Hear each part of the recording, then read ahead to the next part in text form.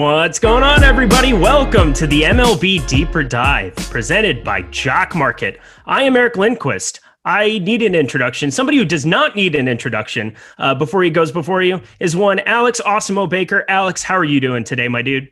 What's up, man? Doing well. I mean, this is a great day. We got to play some soccer, got some MLB, NBA, and of course PGA. So, I mean, like, what's not to love?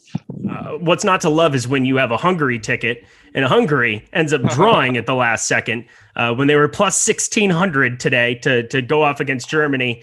So, so that was an unfortunate thing. I was on the PGA Live Before Lock show. I had it on like the little corner icon. Again, I'm a professional. I'm trying to multitask, but there were a couple times where I just wanted to go run through my computer and just punch things. But other than that, as you guys are getting in here, hit that like button, hit that subscribe button, hit that notification bell so you know when this and all the other content here at Awesemo is going live. We are presented today by Jock Market. And if you haven't heard, Jock Market has turned fantasy sports into a stock exchange. Forget waiting till the end of the game to make money. Jock Market allows you to buy and sell shares in real time, just like the stock market, for real money with guaranteed payouts for all shares at the end of the night. With daily markets for NBA, MLB, NHL, and PGA, so pretty much anything you want, you can make real money every hour, every minute, every second of any match or game. Use the pregame IPO to pick up shares of your favorite players, then buy, sell, or hold during the game based on your analysis. Just know that it ends up locking at about 8 p.m. Eastern time for golf. That was something that I learned last week, and that was a bummer because I could have had a ton of Louis Oosthuizen and missed out on it. But download the app to get started and use our exclusive Awesemo promo code. That's Awesemo for a $50 bonus on your first deposit. This is an exclusive offer only for you guys, so make sure to take advantage of it. That's Awesemo for a $50 bonus. All right, before we get started here, Alex, I just wanted to ask you, because we've got some guys like Trevor Bauer and Joe Musgrove and a couple of dudes that we're going to be talking about as we're going down the line covering this baseball slate. But what are your first impressions of the substance-free last week or so of MLB starts that we've had for some of these pitchers? What are you kind of looking at in the data? Are you starting to notice some massive spin decreases? And are these kind of being things that we just started our MLB prop tool that is available on the site now? The MLB top pitchers tool has always been there, but we've now got the home run props and the strikeout props tool. What are you kind of seeing in your data, and how is it kind of informing your decision-making of late? So I think it's more drama than anything, where we're seeing these crazy outbursts by pitchers like Scherzer the other day. I mean, you gotta love it. But like that first day on Monday, Yu Darvish went out and had like double-digit strikeouts, and he was someone that had been identified as someone that was using these substances. So clearly, it's gonna make an impact, but I don't know if it was as much as I kind of envisioned originally. And the other thing I'm looking at is the over-unders in Las Vegas for these games. Today we're averaging about 8.7 for the over-unders, which isn't that far off from an average day, a month ago, where maybe it was in the low eights. And summer raises the over-unders too. So I don't know, like it feels like Vegas hasn't adjusted much to this. So I don't think we should overreact. All right. Well, that was kind of what I was looking at, because there are a number of times I've been shorting some of these props, looking at our new MLB tool that we have now for the player props. It's a fantastic addition. We've had it for NBA. It is so great to be able to look at some of the expected ROI on some of these bets, whether it's strikeouts or whether it's home runs. A guy like Ender Inciarte, I think that's the wrong number there, but Matt Olson, the favorite to hit a home run here on the day, looking over at that screen. That's something that definitely is informing a lot of my decision-making at first base and at the center first base spot over on Fanduel, and a place where you're able to go over to Odd Shopper, be able to find the best lines for your wager and go from there. So definitely give that a look. And otherwise, that's just kind of what I wanted to ask you, is if you had seen anything, because I haven't seen anything crazy. I've seen a couple of drop-offs, like maybe 500 or 1,000 RPMs, but I think the top pitchers are still going to be the top pitchers, no? Oh yeah, definitely. As I was saying, I think it's going to be some minor adjustments. I do see Bauer has a 7.5 strikeout prop today, which seems a little bit lower, about strikeout lower than you might otherwise expect. My main takeaway is I'm a lot more confident betting unders right now than betting overs for these strikeout props. So it's reassuring that the top two props on the board for us are both unders on Michael King and Garrett Richards. So I think I haven't adjusted the data a ton for this new situation. So this is based on mostly their season-long stats. And if there's any chance that their strikeouts are going to go down from those because of the spin rate, these are just like smash bets, and you should be betting as much as the sites let you on them. So I definitely agree with that. I think that I don't know. I think I've maybe taken one or two overs in the last, I don't know, however long. And that was just bet on talents. And of course they did not hit. So I will be shorting guys here for a while. I think that that's probably the right move. But in terms of run expectation, it's really hard to find anything hugely different between Vegas then and now. So I think I'm on board with you there as well. But you guys are here to talk about the slate. We're 10 minutes in. We should probably get going to that. You ready to go, Alex? Let's do it. So we're starting off. We've got Houston minus 198 going up against Baltimore. 6.2 implied runs for Houston. Baltimore 4.3. Jose Urquidy for Houston, a guy that there's a couple people that just stick out in my brain as they have reverse splits and you have the alarm bells going off. But his pitch mix kind of lends itself to have giving up some righty power, but he's not giving a lot of power up on the season. 34% hard hit percentage, not walking guys either. Under 5% walk rate, 4.4 on the season. Feel pretty good about him. Do not feel good about Thomas Eshelman, but talk to me about both pitchers. Yeah. So Urquidy, he used to be a lot more exciting than he is today. So far in the year, only a 22% strikeout rate, which is a little bit worse than average. In Baltimore, although we know they're not a very good MLB team, there's two factors that kind of slant towards the bats here. One is that this is in Camden Yards. It's not super hot today, but that's still a batter's park. The other is Baltimore just doesn't have guys with high strikeout rates. Even though their lineup is average, I still have them at about 10% less than average strikeouts. So you have a low strikeout pitcher and a slightly below average strikeout team. So there's really no factor that's making me want to take Urquidy. How are you feeling about him? I don't feel very good about him. Not a guy that I think I ever really get to. I think he's a decent enough real life pitcher, but considering there's really no leverage that exists there on him, and there are enough arms here that I think have just so much upside on this slate. And we're seeing some ownership go their way, but I know you've talked in the past a little bit about not being super what's the word I'm looking for? Not over analyzing it. When you have the top pitchers like Robbie Ray, Trevor Bauer, Trevor Rogers, when you have three arms like that on a slate, not overthinking it, being able to play them without worrying about them being chalky or not as much, differentiating with your stacks. I think that's probably going to be a path that I take a lot, but Jose Urquidy, not the most enticing arm. I wouldn't be surprised if he did all right here, but I might have some interest in some one-offs here and there for Baltimore just because of some of the right-handed numbers that he's given up here. But let's talk about Houston because we got to talk about Houston. This is going to be your most popular stack on the entire day, 18.9% top stack percentage. The ownership is up near 25% over on DK.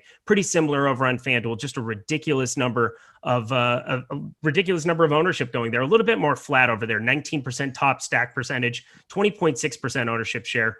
What are you doing with the Houston Astros today?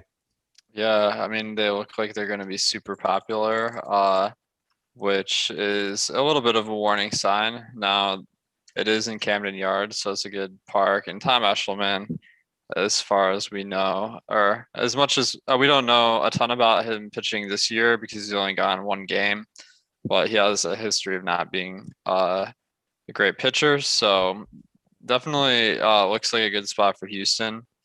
But the ownership does look kind of insane. And we see that on these smaller slates. In fact, on Monday, it was basically the exact carbon copy of this where Houston was super high owned. That one had a little bit of a rain concern. So I think people thought it was going to be contrarian, but no one really switched off them. Yeah. So I see you reacting. Like, what happened on your lineups? So I was on the Live Before Lock show. That was my first time doing Live Before Lock. It was the only game that locked there at 4:05, and so you're sitting there waiting for news. You end up getting it's going to be delayed news. And I just kind of sat on it and we saw that number just plummet. And you would rightfully think that people would kind of get away from it, that the inherited risk is there. But for whatever reason, I think the field was still pretty confident that it was going to play. And also there weren't that many implied totals that looked that good on the slate. Kind of curious to what we have today. I mean, you've got Oakland on the top end as well, but it was just such a predominantly a positive offense to be targeting that I don't think people were like, I'm giving up that much to try to go target a team that can maybe score 4 runs or 5 runs or something like that. So I think the field was there and they're going to continue to be there. And so we could even see even a little bit more ownership going their direction. If you're not going to 5-man stack this, if you're not going to be doing that, is there any kind of a way you might one-off a guy or two here? Maybe go for some of the more expensive bats or guys with maybe a little bit lower ownership, maybe a Kyle Tucker on the back end there, who's hitting in the 6 hole, or is there anything unique you might do to get different with your stack? Yeah, I think getting different is going to be key if you go with the Houston stack. So I don't want to take anyone off them, but you should be thinking, like, how can I make this lineup a little bit different? Because based on our ownership, about 25% of batter ownership is coming from Houston. And we got a 7-game slate here. So Okay, 14 teams. So I'm doing some quick math. So on average, that'd be like 7% per team. So this team is like 3.5 times the average ownership of a team, which is insane. Like, because like the chance that any team in baseball has a really slate breaking day isn't that high. So I feel totally comfortable like fading them. I think on Monday I lost all my money. Like I had an ROI of like minus 95. Oh, And good. That's yeah, fun. because I faded Houston, and I mean that's what it can look like sometimes. But I think people might have learned the wrong lesson from Monday, and like the chalk just destroyed. It was the first day a lot of people probably played MLB because there's no NBA, and I'm just continuing to stick to the strategies that won me all the money over the years. So I think probably not my top option today by any means. Yeah, I luck boxed into having Houston. I thought I was getting lower ownership on them. I'm the fish over here, and I knew it. As soon as I saw those ownerships on those batters, I was like, oh, I did not make the contrarian play. So if I could go back and do that again, I definitely would have been off Houston.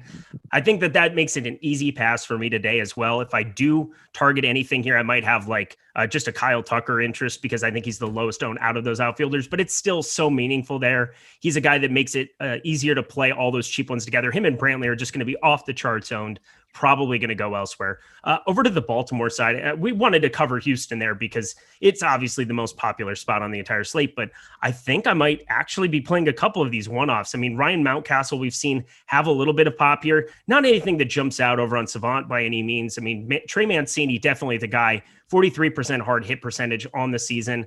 Looking at this lineup, I got to have a little bit of interest in some one-offs on Urquidy. I'm not going to play Urquidy whatsoever, but at under like 2-3% owned, I'm going to have a little bit. Do you have any interest?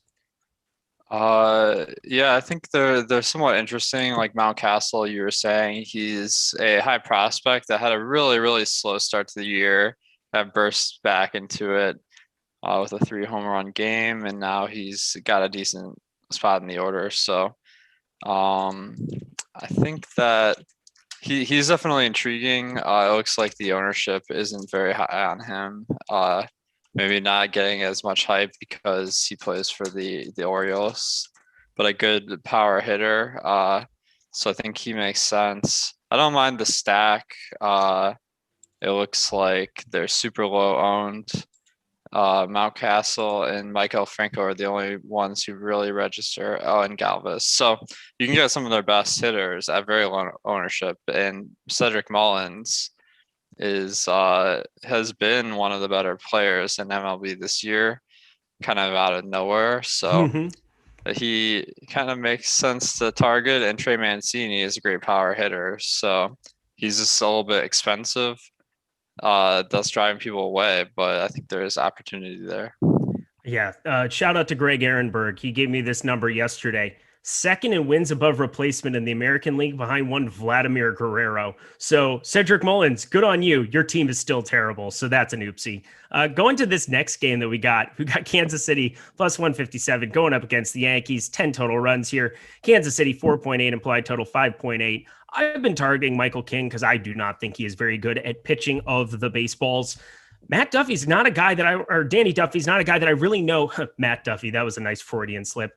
Shout out to the old giant there. But Danny Duffy, 28.2% K percentage, but coming off of the IL, I don't really know what to expect. I do know that he gives up a high launch angle, 18-degree launch angle on the season. And when you've got guys like Judge, Sanchez, Stanton, you're asking for problems if you're going to let up contact into the air here in Kansas City. What are you going to do with either of these pitchers? Do you have any interest in Duffy whatsoever?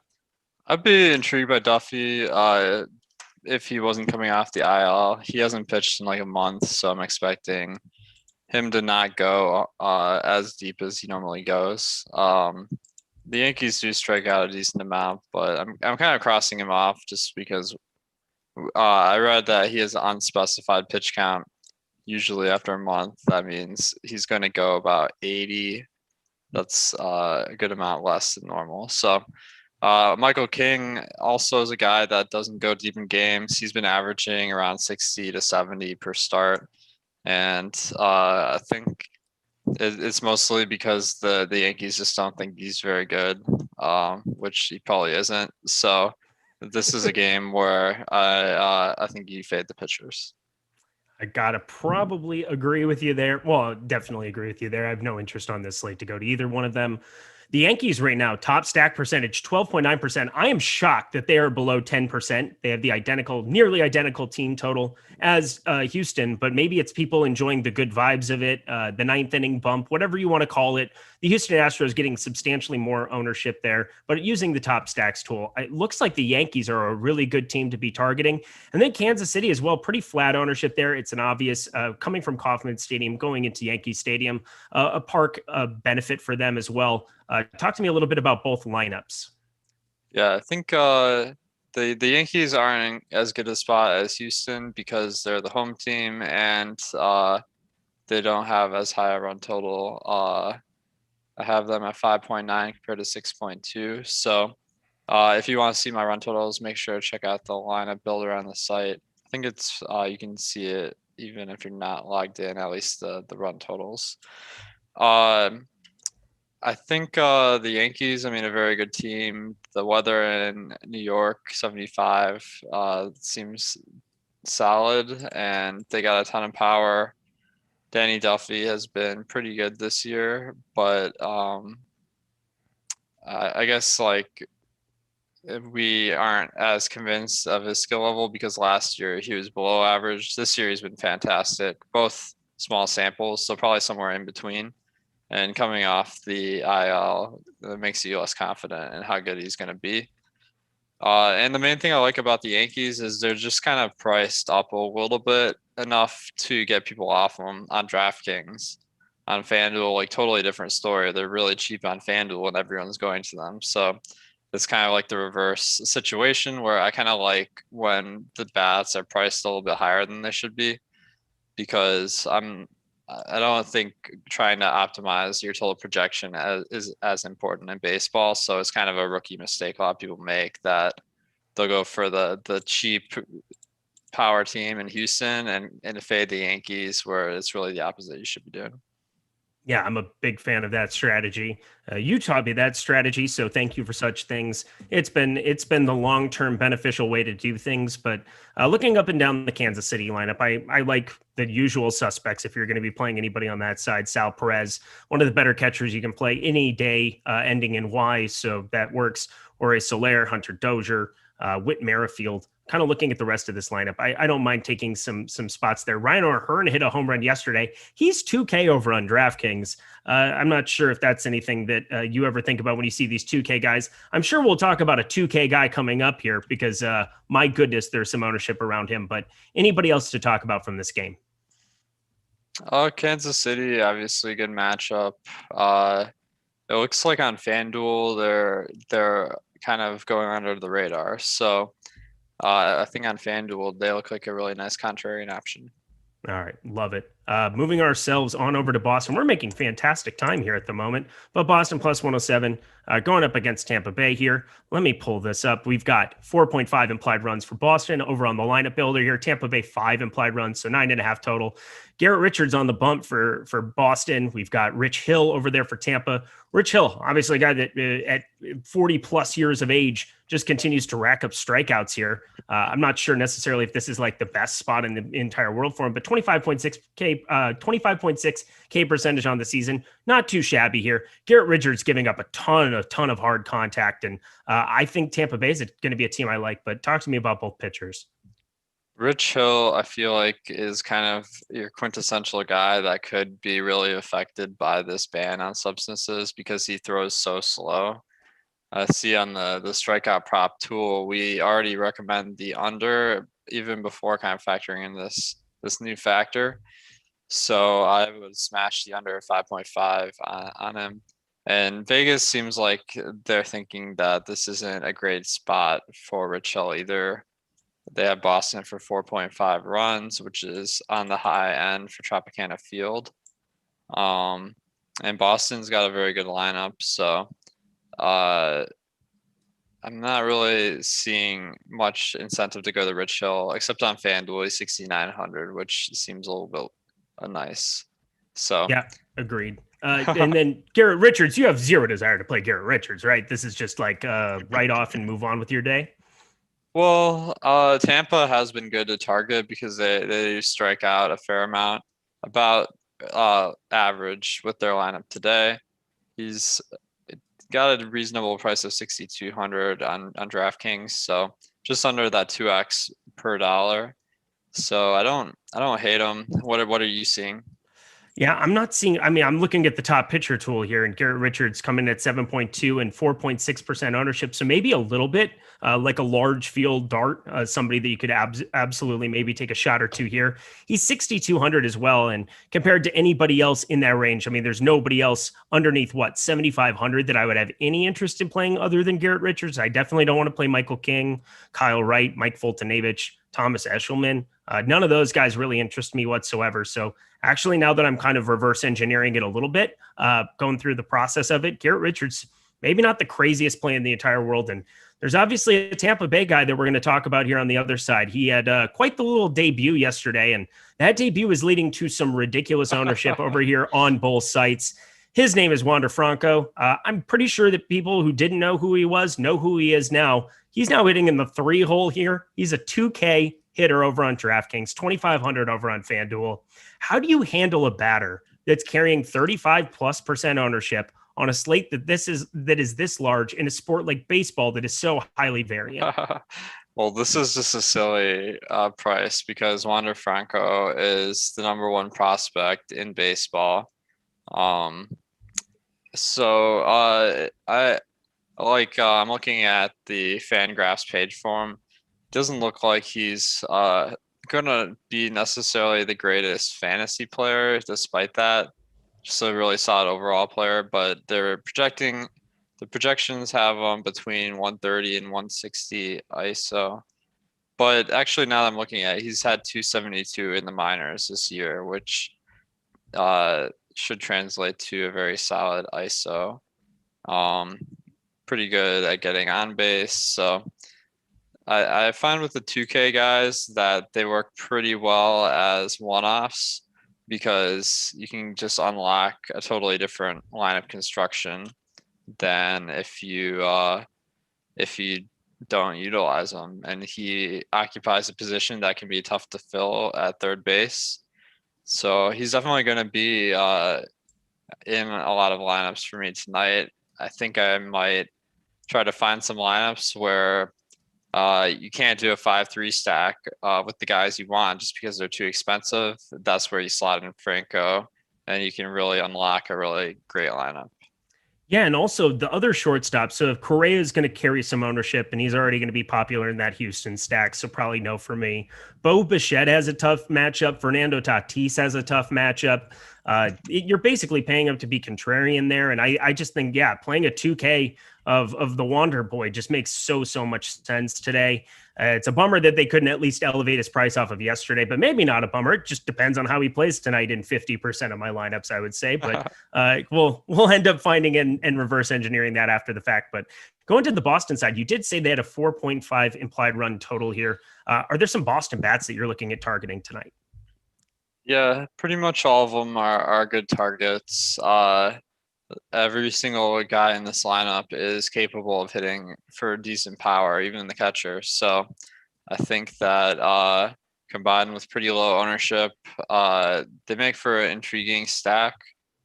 And the park is really the negative here, where Tropicana is the only park that is totally a dome. So it usually has the worst conditions in baseball this time of year for bats. But no one's on this team, so I'm willing to give him some shots. The one guy to be careful with is Danny Santana because it looks like he's actually picking up good ownership where the rest of the team is contrarian. Yeah, I mean, that's just a product of price here as well. So yeah, Danny Santana, man, he's been frustrating here at times too, because seems like you go his direction and he burns you. But Wander Franco definitely going to be my priority over there. But Tampa Bay side, any other bets to like in addition that really stick out to you with the Wander Boy and this stack in particular? Tampa Bay, somebody that like obviously we have crazy amount of ownership on Wander, but only a 7% chance as a top stack to finish here. But that's actually sixth out of the total teams that are playing here tonight out of the 14. So maybe not the worst top stack percentage, but the ownership's already there at 9.6%. But who are you looking to add to some Wander Franco stacks? Well, one really important thing to consider, the way we calculate this ownership is an average of all the players in the lineup. So on Boston, Danny Santana is really bringing up the ownership of Boston Bats, and Wander Franco is bringing up the ownership of Tampa Bay. So they may be stacked less as a team than we have indicated for the team ownership here. So it's always good to go into the individual player level if you have time. But overall, this doesn't happen a ton. So it's interesting. It's happening twice in the same game. But it actually does look like you can get very reasonable ownerships on most of the players in both lineups. That's a definite plus. Yeah, I'll have time today. I know not being on live before lock definitely helps in the time department, but something that can also help you is using all the tools that we have over here at Awesemo by getting an Awesemo Plus membership. For every DFS sport we have the weekly pass that's $29.95 right now. This includes full access to all of the premium content and tools on Awesemo.com, including player projections, which I believe are free for NBA today. The player rankings are free today. We also have MLB ownership that's going to be free today, so you can just take a look at all those Wander Franco numbers. I'm done saying his name, I think, for the rest of the show. And then PGA Pro plays as well for the Travelers, which we just got done. Ben and I just got done doing the PGA Live Before Lock show together. It's always a good time, a really fun tournament to be watching. But if you're a new user of Awesemo Plus, you can take advantage of the promo code we have, which is MLB Deeper Dive on the screen with the help of super producer Tyler over there. That's all caps, one word, MLB Deeper Dive. And you put that together for 25% of your first week of Awesemo Plus Platinum. And of course, if you're looking to just play MLB DFS, you can sign up now using Awesemo Plus MLB Weekly Package for only $15.95. Stop guessing, start winning, and just listen to Alex Baker here on the Deeper Dives because he knows things. So we're going to continue ourselves along here. We've got Toronto minus 114 going into Miami. This is going to be something where we're talking about a lot of pitchers on both sides of this. We've got Robbie Ray, who's been pretty fantastic for Toronto, definitely from a K upside. I mean, 31.5% K percentage on the season, going up against Trevor Rogers, who's just been also an amazing pitcher, 29.7% K percentage on the season. Man, it's a dueling side of aces. We're seeing some massive ownership on both of them. Top 2 percentage for Robbie Ray of 44, 26% for Trevor Rogers over on DK. Which is your priority between these two? And can it just be both of them, I guess?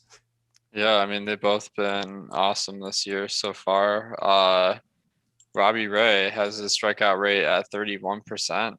I guess that's actually kind of consistent with the previous 3 years. But his walk rate is really what's the difference between this year and previous, because he's only walking about 6% of batters compared to 18% last year. So he's really upped his game. That helps him keep the pitch count low and go deeper in the games. And Miami is like an amazing matchup. Not only do they not really hit, but they strike out a lot more than average too. So coupled with the fact they're playing inside in Miami, I mean, this is like a smash spot for Robbie Ray. And it looks like everyone kind of is recognizing that with the ownership. It's pretty difficult not to absolutely love it. I mean, this Miami team isn't the scariest team to be going up against. 86 WRC plus up against lefties for the season. That's not good. That is well below at league average. I definitely want to be targeting a lot of Robbie Ray on both sites, both Draftkings and Fanduel today. And moving ourselves over to Trevor Rogers. I mean, do you still, I mean, I don't look at him in the same stratosphere as I do Robbie Ray, especially looking at the top pitchers tool, but still some interest in Trevor Rogers today as well. Yeah, I mean, Rogers has been kicking butt this season, 30% K rate, 2.5 xFIP. So we haven't seen much of him before this year, but he's been blowing people away. The only thing is Toronto is a really tough matchup. The first 6 guys in their lineup are pretty great power hitters. So I think that's a negative when you're comparing him. He's more expensive than Robbie Ray and has a much tougher matchup. So I do like Rogers, but yeah, I think he's in a good spot and he's priced well. This is that Robbie Ray. Kind of seeing them next to each other. I'm like, okay, I love Robbie Ray. I just like Trevor Rogers. Yeah. Okay. Well, I like both too. So you're not alone there. I don't think it'll be a shock to anybody there. And also, not crazy amount of cost prohibitive. I mean, Robbie Ray's price 11K up against Trevor Bauer. We'll get there at the end here. And also Loco in the chat asking who you would play for cash on FanDuel for pitcher tonight. We'll get to that later. We've got Trevor Bauer. We've got some other guys to discuss here as well, but definitely want to make sure that I bookmark that and we'll come back to it for him here. But these lineups, obviously you're going up against difficult pitchers, but Robbie Ray at least giving up some hard contact, 48.9% hard hit percentage on the season. There are a couple righties that can kind of inflict a little bit of damage. Obviously, we saw Adam Duvall go completely nuts at Wrigley Field this weekend. That was frustrating because I had like 0% of him. But anybody from either side of this that really sticks out, I mean, Vladimir Guerrero Jr., if you can get him low owned, never a bad spot to go up against a lefty. But anybody really stick out to you in a meaningful way on either team? Man, the Blue Jays on DraftKings are just absurdly high price. On FanDuel overpriced too, but not quite the same like level. But what I find when you have a team that's like this disproportionately priced compared to their chances of success, they only have a 4-team total today. You usually can make a winning lineup and bank on like, okay, if they can get through Rogers, they're going to have good matchups. But it's usually not the best way to approach a slate. So while it looks like Toronto's going under-owned in our top stack percentage, and I think that you can make a decent stack, it's not going to be something that I'm going to prioritize. That's really interesting. I mean, yeah, because you look at the top stack percentage and you see an opportunity to get some positive leverage, and you think all of the righties that exist there between Bichette and between him and all the right-handed outfielders that they have that definitely have some pop. Teoscar Hernandez, who's hitting the ball hard, 49% hard hit percentage on the season. Randall Grichuk, we know, can also smoke it. Marcus Semien.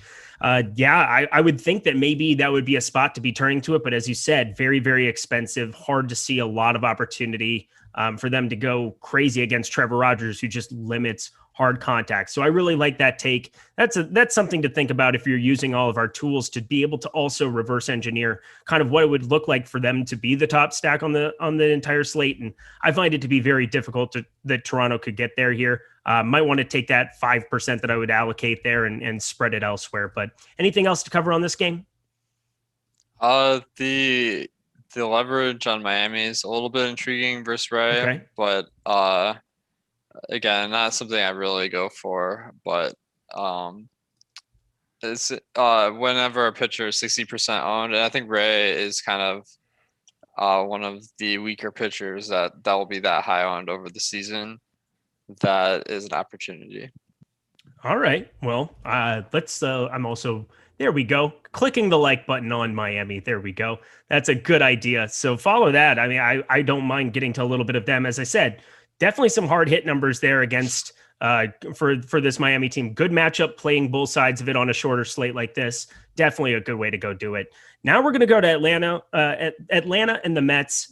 They're heading into New York here. We've got plus 113 here for Atlanta. The New York Mets on the other side of this. We just got news, and I was looking at the Slack. Loco takes care of us big time, so we'll make sure we get that FanDuel question for him. But we had a scratch for Ronald Acuna. It's very strange to see anybody else hitting first for the Atlanta Braves, but tonight that'll be Dansby Swanson. So if you're looking for your pivot to get off of one Wander Franco, maybe Dansby Swanson at 2,600 on DK might be the answer to that. But 4.7 implied run total for both of these teams. Kyle Wright on the bump for Atlanta. The Mets, you got Tyler Megal, who I didn't know much about until this morning. Looked like he had a decent enough whip in AAA, but talk to me about both pitchers. Yeah, Kyle Wright, not someone I would play in DFS. Only 18% strikeout rate last year, and it's only been pitched in one game so far this year. The Mets aren't good, but that just is not a direction at his price I'm going to go. And McGill, last time I checked, he's not in the player pool on any site. So I guess the only question is how good of a pitcher will he be? Obviously, is his first game in the majors. So, oh, sorry, he's come in relief in 4 games, but 25% strikeout rate in AAA this year, 32% in 2019. So that was over a pretty good sample. So I think he might be a reasonable prospect, but he's really struggled at the AAA level over. I guess he's only pitched 9 innings this season at all, so hasn't been good in them. But he has this history of being pretty solid in the minors. So all in all, I think that we're looking at maybe a average pitcher. And not the greatest ballpark. I mean, it's 74 degrees there in New York. The wind's blowing out 5 miles per hour, basically to center field there. I don't know. I just kind of expected to see Atlanta with a little bit higher total with the pitcher that I didn't know that much about. But going through the rest of this team, I mean, Dansby Swanson now leading off.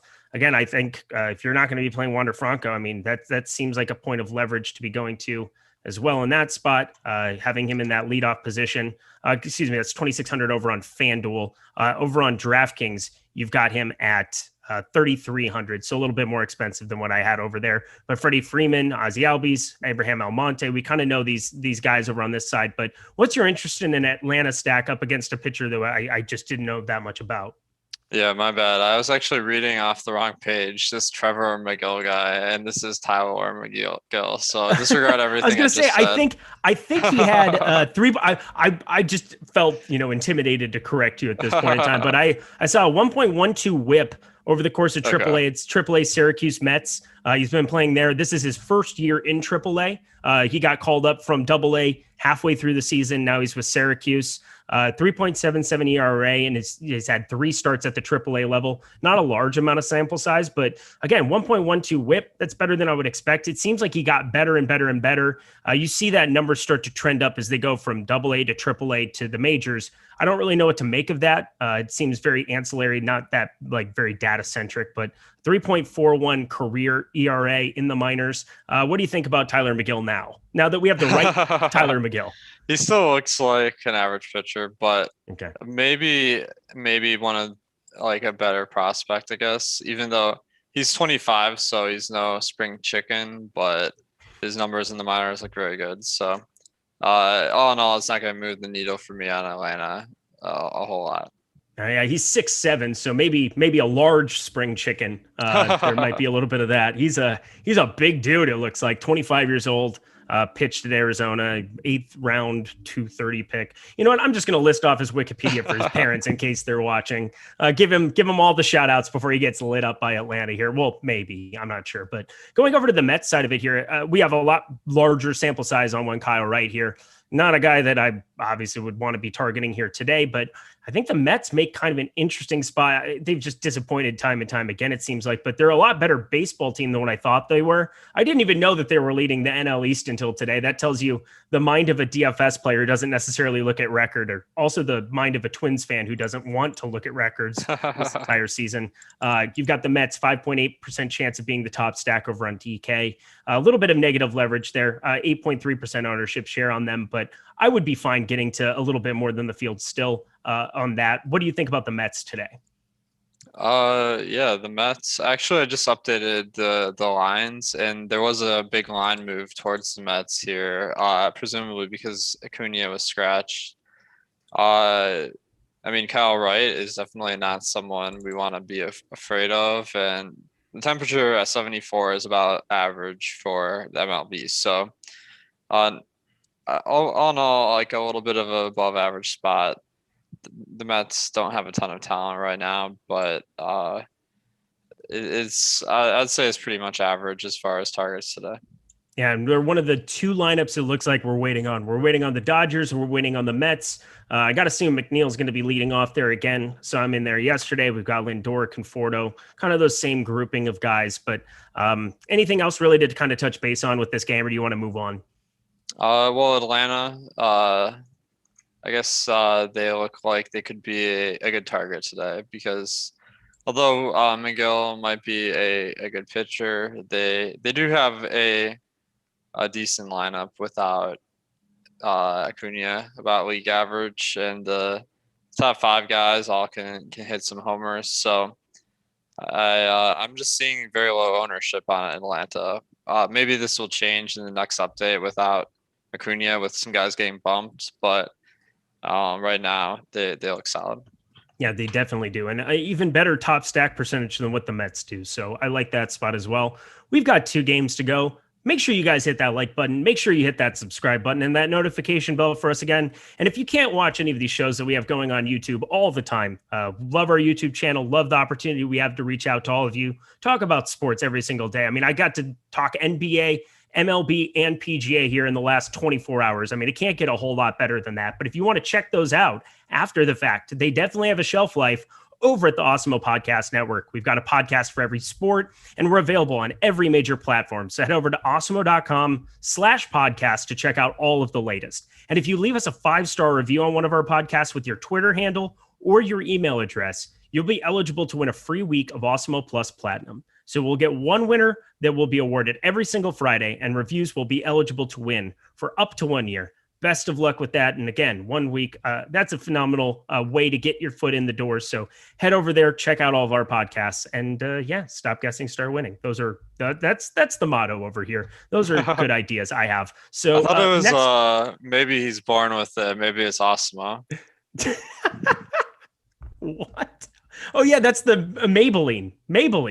It took me a second to Tyler. Okay, the producer cam. We need producer cam because this dude is off the chain sometimes. Like we get the Jordan look, and then we get the Tyler where he's just flailing his arms around. That doesn't do anything constructive for the show. But I do appreciate you, Tyler. Thank you so much for making sure. Also, that was hilarious. Oakland Athletics, 5.4 implied runs going up against the Texas Rangers, 4.4 over there. James Caprillion, a guy who had a pretty decent start against the Yankees. I know because I was watching that game hoping the Yankees would hit some power. Been decent against righties here, but then Mike Fultonavich on the other side. Oh boy, best of luck to him. Talk to me about both pitchers in this spot because it doesn't look pretty. Yeah. Well, Caprillion looks like a good option. He's a little bit expensive, but Texas is a bad team. Pretty much below average in every category. But they don't strike out much different than the average team. So Caprillion, 27% K rate this year, very solid. He doesn't go super deep in games. So 8,400 seems a tad expensive, but nothing crazy. And the roof, I assume, is closed because it's 94 degrees in Texas today. So I do think he's a contrarian option. Fultonavich, he's one of the cheaper guys. I'm not going to cross him off because at that price of 5,500 is pretty much like, if he's the last guy in, I'm okay with it. But Oakland does have a very solid lineup. So most likely it's not going to work out given that he's not a high strikeout guy. Yeah, I think this James Caprillion dude might be pretty decent, actually. 27.8% whiff percentage as well. The one thing you'd like to see is the walks come down a little bit. Walking some dudes reminds me of the Tyler Glasnow syndrome when he first got called up, and it was just waiting for all of that stuff to get fixed. Surely enough, he fixed it. Now his elbow's broken. Thanks, MLB. Good times. Looking at both of these offenses, obviously the Oakland Athletics really stick out as a stack on this slate. 11.5% chance of being the top stack, being owned a little bit more than that. But man, it's hard for me not to have interest in a lot of these guys. As I said, if you head over to our new MLB top stacks tool, our new MLB home run tool that we have, our prop tool for Ks and for home runs, Matt Olson sticking out as the number one guy to homer on this slate. And the ownership isn't like outrageous. Maybe it's getting up there, but I still like Matt Olson a lot. Talk to me about the hitting for Oakland today. Yeah, I think they look very solid. Just a team that has a lot of power, and normally Texas indoors isn't a great spot, but really it's pretty neutral at Park Shift for the A's. So I think they're one of the better targets today. They do look very popular, but it's kind of the same situation as Houston, except to a lesser degree of ownership and potential. So I think they're very in the mix today, but not a priority for me.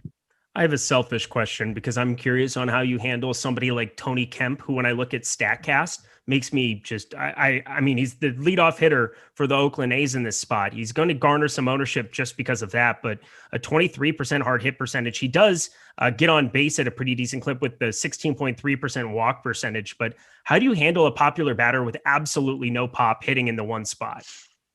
Yeah, I'm not as worried about like I don't think he's a horrible power hitter. He has a 174 ISO this year.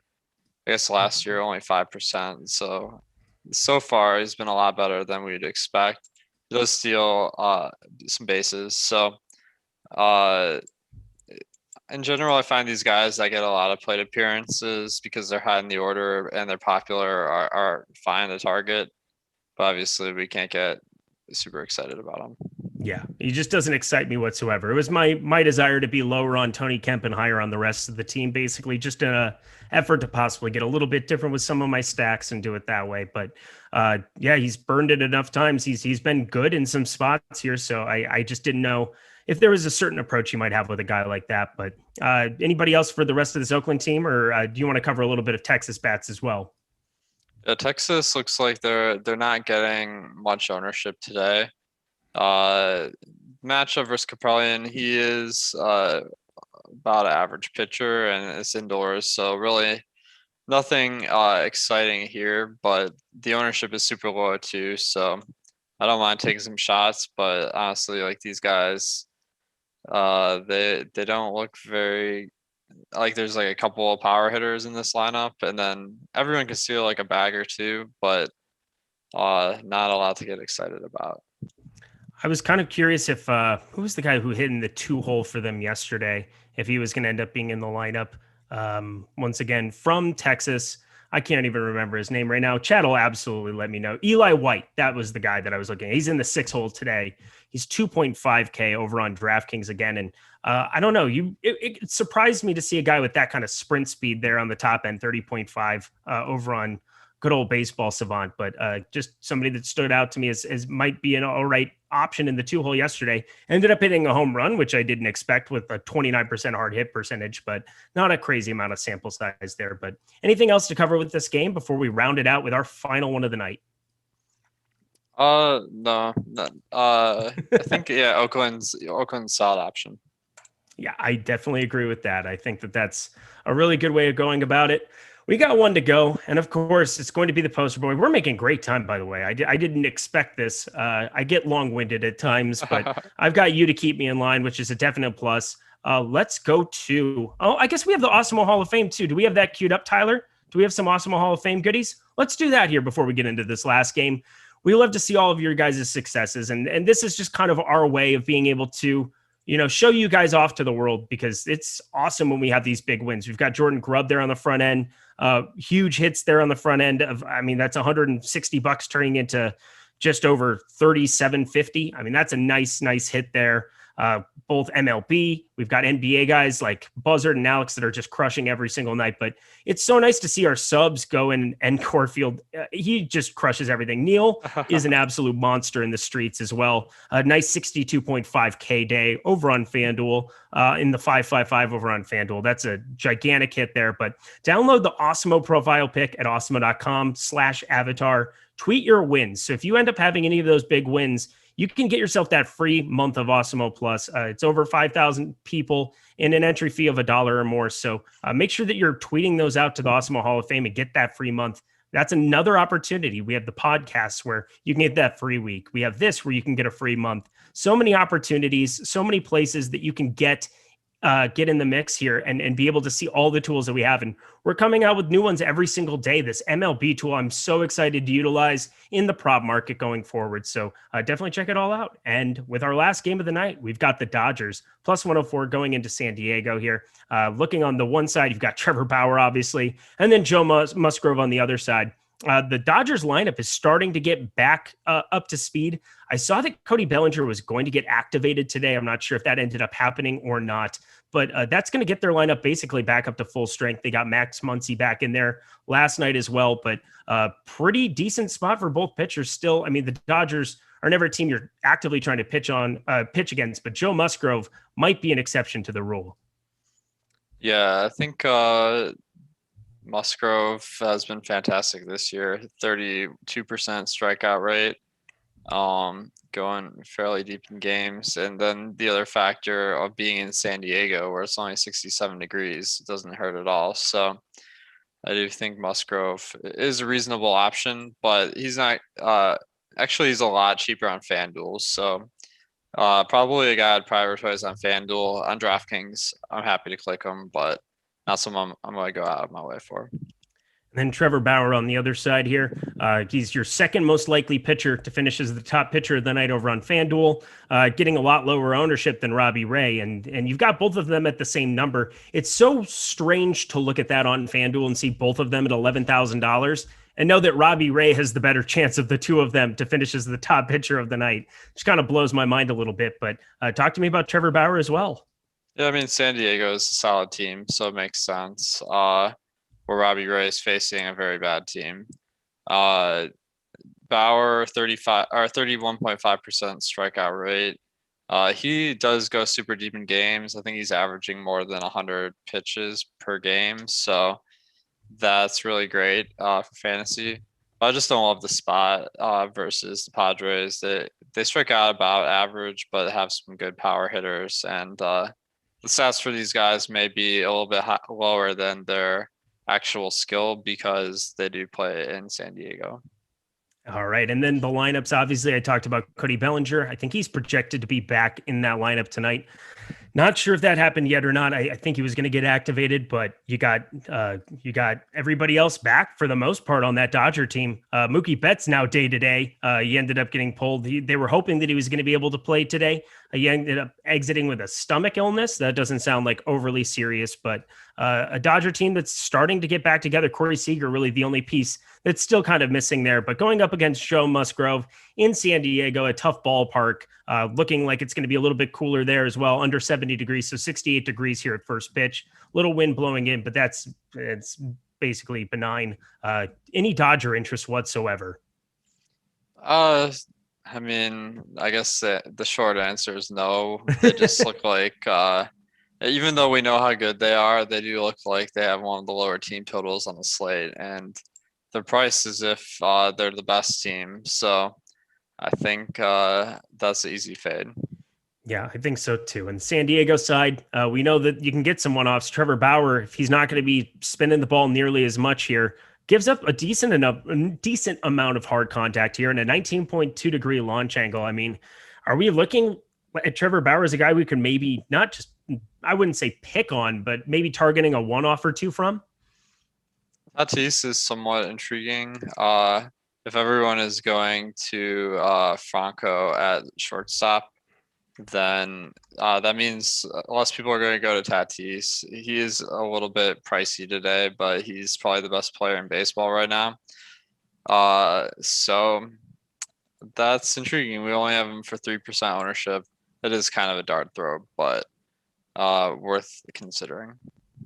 Love it. So as we're rounding out, we got 2 minutes to go. I got to make sure I get it in here. Loco, he does all the work for us, keeping us updated in the chat constantly. He is putting his hard-earned money on the line, his hard-earned Awesemo dollars on the line tonight in FanDuel Cash.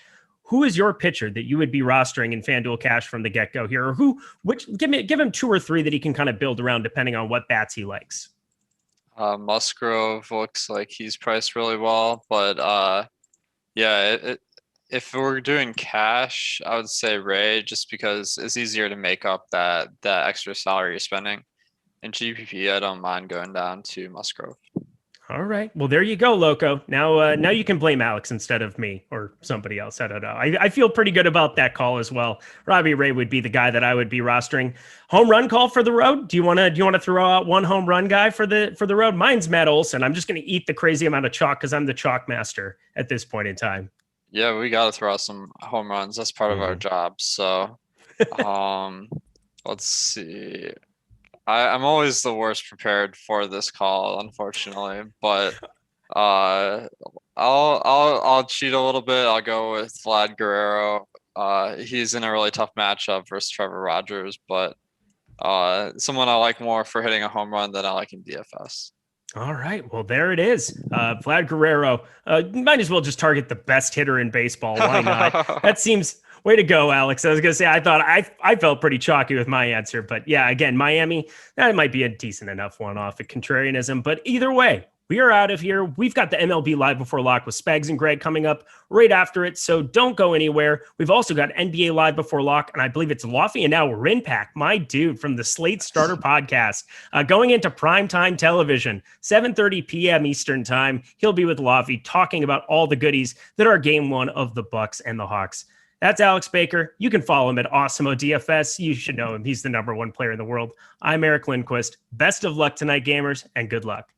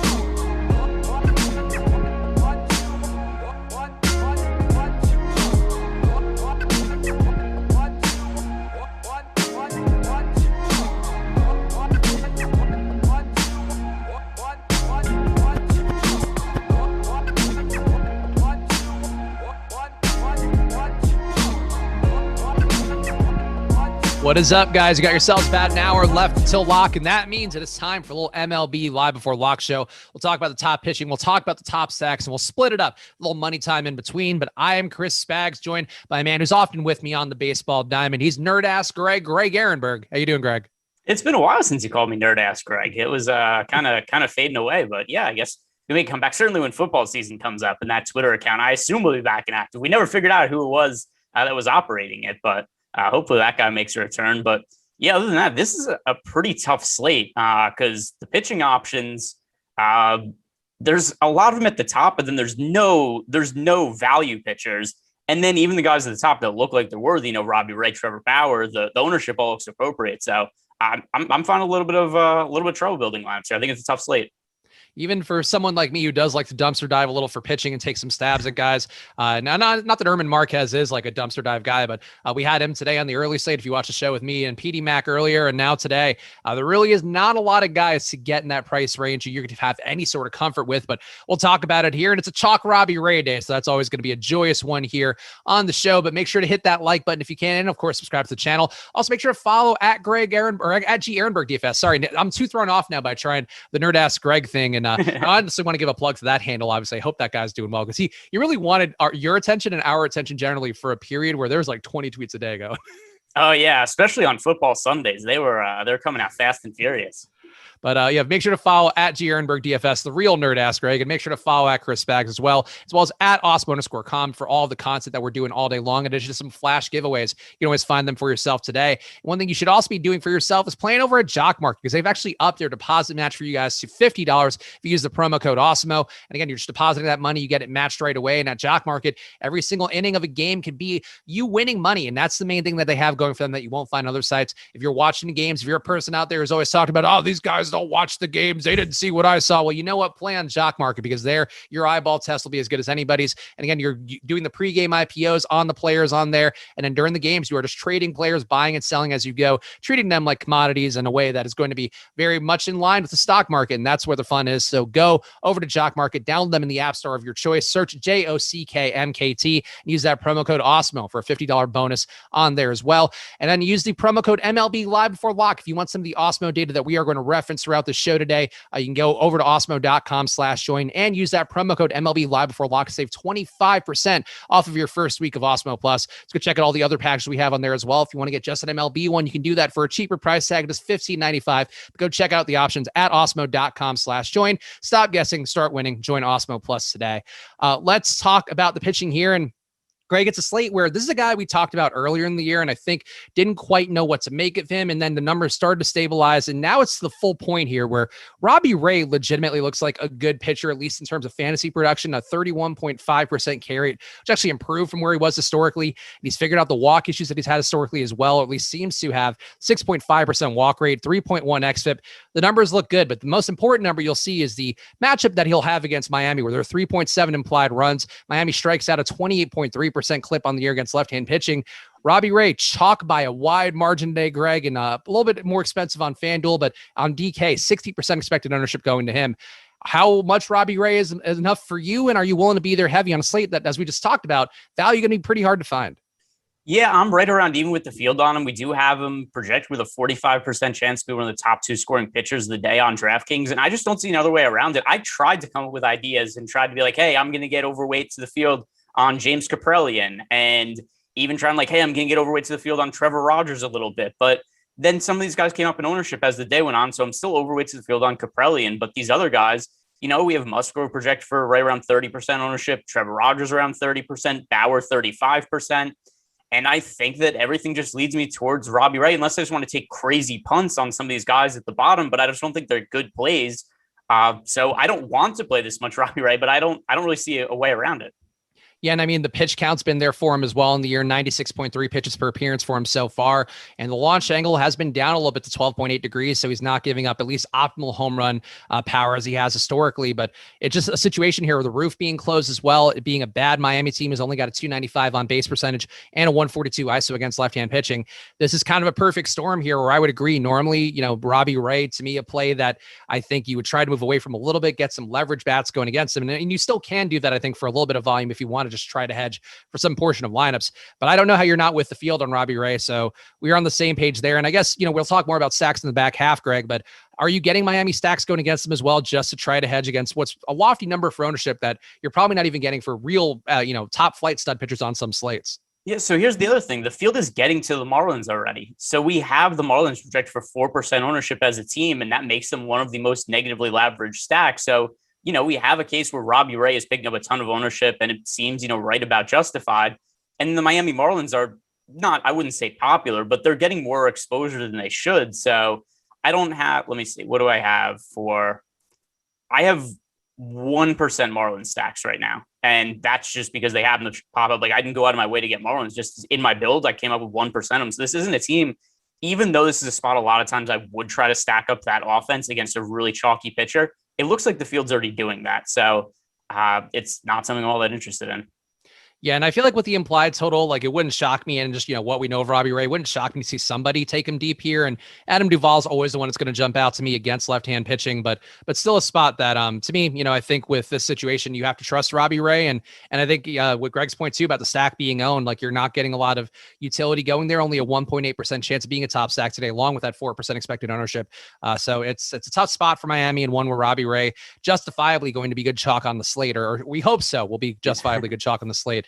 Trevor Rogers, though, Greg, on the other side, another pitcher who's going to be pretty decently owned. He's actually more expensive today than Robbie Ray, despite a match with Toronto that's going to be much less favorable, though still winnable for a guy like Rogers, who has a 30% carry rate on the year, 15.1% swing strike rate, and a 34% chase rate. All marks here that'd be right there amongst the tops on the slate, though worth pointing out the swing strike rate a little bit behind Robbie Ray, so he has technically been a little bit of a better pitcher in that one capacity this year. But Rogers, though, Greg, been a solid pitcher, a low barreled ball rate, 7%, low launch angle, 13 degrees. I feel like Rogers, even if you can question his fantasy upside here, or at least relative to the price point where he is more expensive than Robbie Ray, I don't think he's going to make it easy on Toronto. And I think there's certainly some pathway for him to find some extra strikeouts, especially with Ray himself being in a line of a guy who strikes out at a 56% clip against fellow lefties over a course of time. And Riley Adams, too, grading out as a pretty high strikeout guy so far. But there are strikeouts to be had here, and Rogers' talent's there enough. So are you also going to be with the field on Trevor Rogers and his expected 30%-ish ownership? Yeah, there's a lot of these guys. I'm all kind of at the field or slightly over Robbie Ray, Trevor Bauer, Trevor Rogers, Joe Musgrove. The one guy, like I said before, I'm really heavy on is James Kaprielian, but I didn't roster any of these cheap pitchers. So what happens is once you take out those guys who I just don't think are good plays that are picking up, like 5-ish% ownership, if I just have all those guys eliminated from my player pool, then eventually what happens is then there's just all these pitchers that are, like 30-ish% owned that I'm like 32 to 35% on. And that's where Trevor Rogers falls in for me. I wish the matchup was better for sure, because Toronto Blue Jays have one of the best offenses in baseball. But with that said, Rogers has actually been a little bit better against right-handed bats this year than left-handed bats. 244 WOBA against righties, 282 against lefties. So, there are a lot of really good right-handed bats in the Blue Jays lineup. But I don't know on this slate that it's actually going to take, like a 30 fantasy point pitching performance to end up in the optimal lineup. So you're really just hoping, can Rogers be better than, say, Joe Musgrove going up against the Dodgers, Bauer against the Padres? And, as long as he's in that mix, which I think these guys have about flat odds of doing, this isn't really where I'm looking to differentiate pitching. I'm going to be fairly even with the field. It is a fairly clear-cut upper class of pitching today that will include the other Trevor, which we'll get to in a second here. But Robbie Ray currently top odds to be the top pitcher on the slate. Trevor Rogers going to be in the third spot, not that far behind Trevor Bauer. And Bauer's the one here where I know, Greg, you've been following some of the spin rate stuff about as closely as anybody out there. So I feel like we have to ask the question that everybody's going to ask around Trevor Bauer and some of these other studs. But Bauer certainly has been at the heart of the controversy. And some guys, I think there were clips today of Shohei Ohtani handling his getting searched like he's being frisked at a police stop with great class, smiling his way through it. Trevor Bauer probably not going to smile his way through it quite as much. I'm imagining more of a Max Scherzer reaction when he inevitably gets checked at some point today. But you are seeing a 34% ownership. And the question I would have, Greg, is are you going to be with him as well? Because you sort of nickel and dimed guys like him recently, or at least pointed to some of the risk profiles you're taking on. If these guys do have a decreased spin rate, you're just sort of paying a price tag for the guy who maybe won't be exactly the same in terms of the results he's getting. But Bauer in this situation, it seems like we should err on the side of trusting, I would guess. But are you going to err on the side of trusting Trevor Bauer on the slate? I've been looking to fade Trevor Bauer once this really gets enacted. Then you also look at his spin rate numbers, and they are really alarming. There has been no pitcher who's had a bigger drop off than Trevor Bauer. The two guys that are most notable are Bauer and Garrett Cole. So bringing up the numbers right now for Bauer, and then also talk through my ownership with him.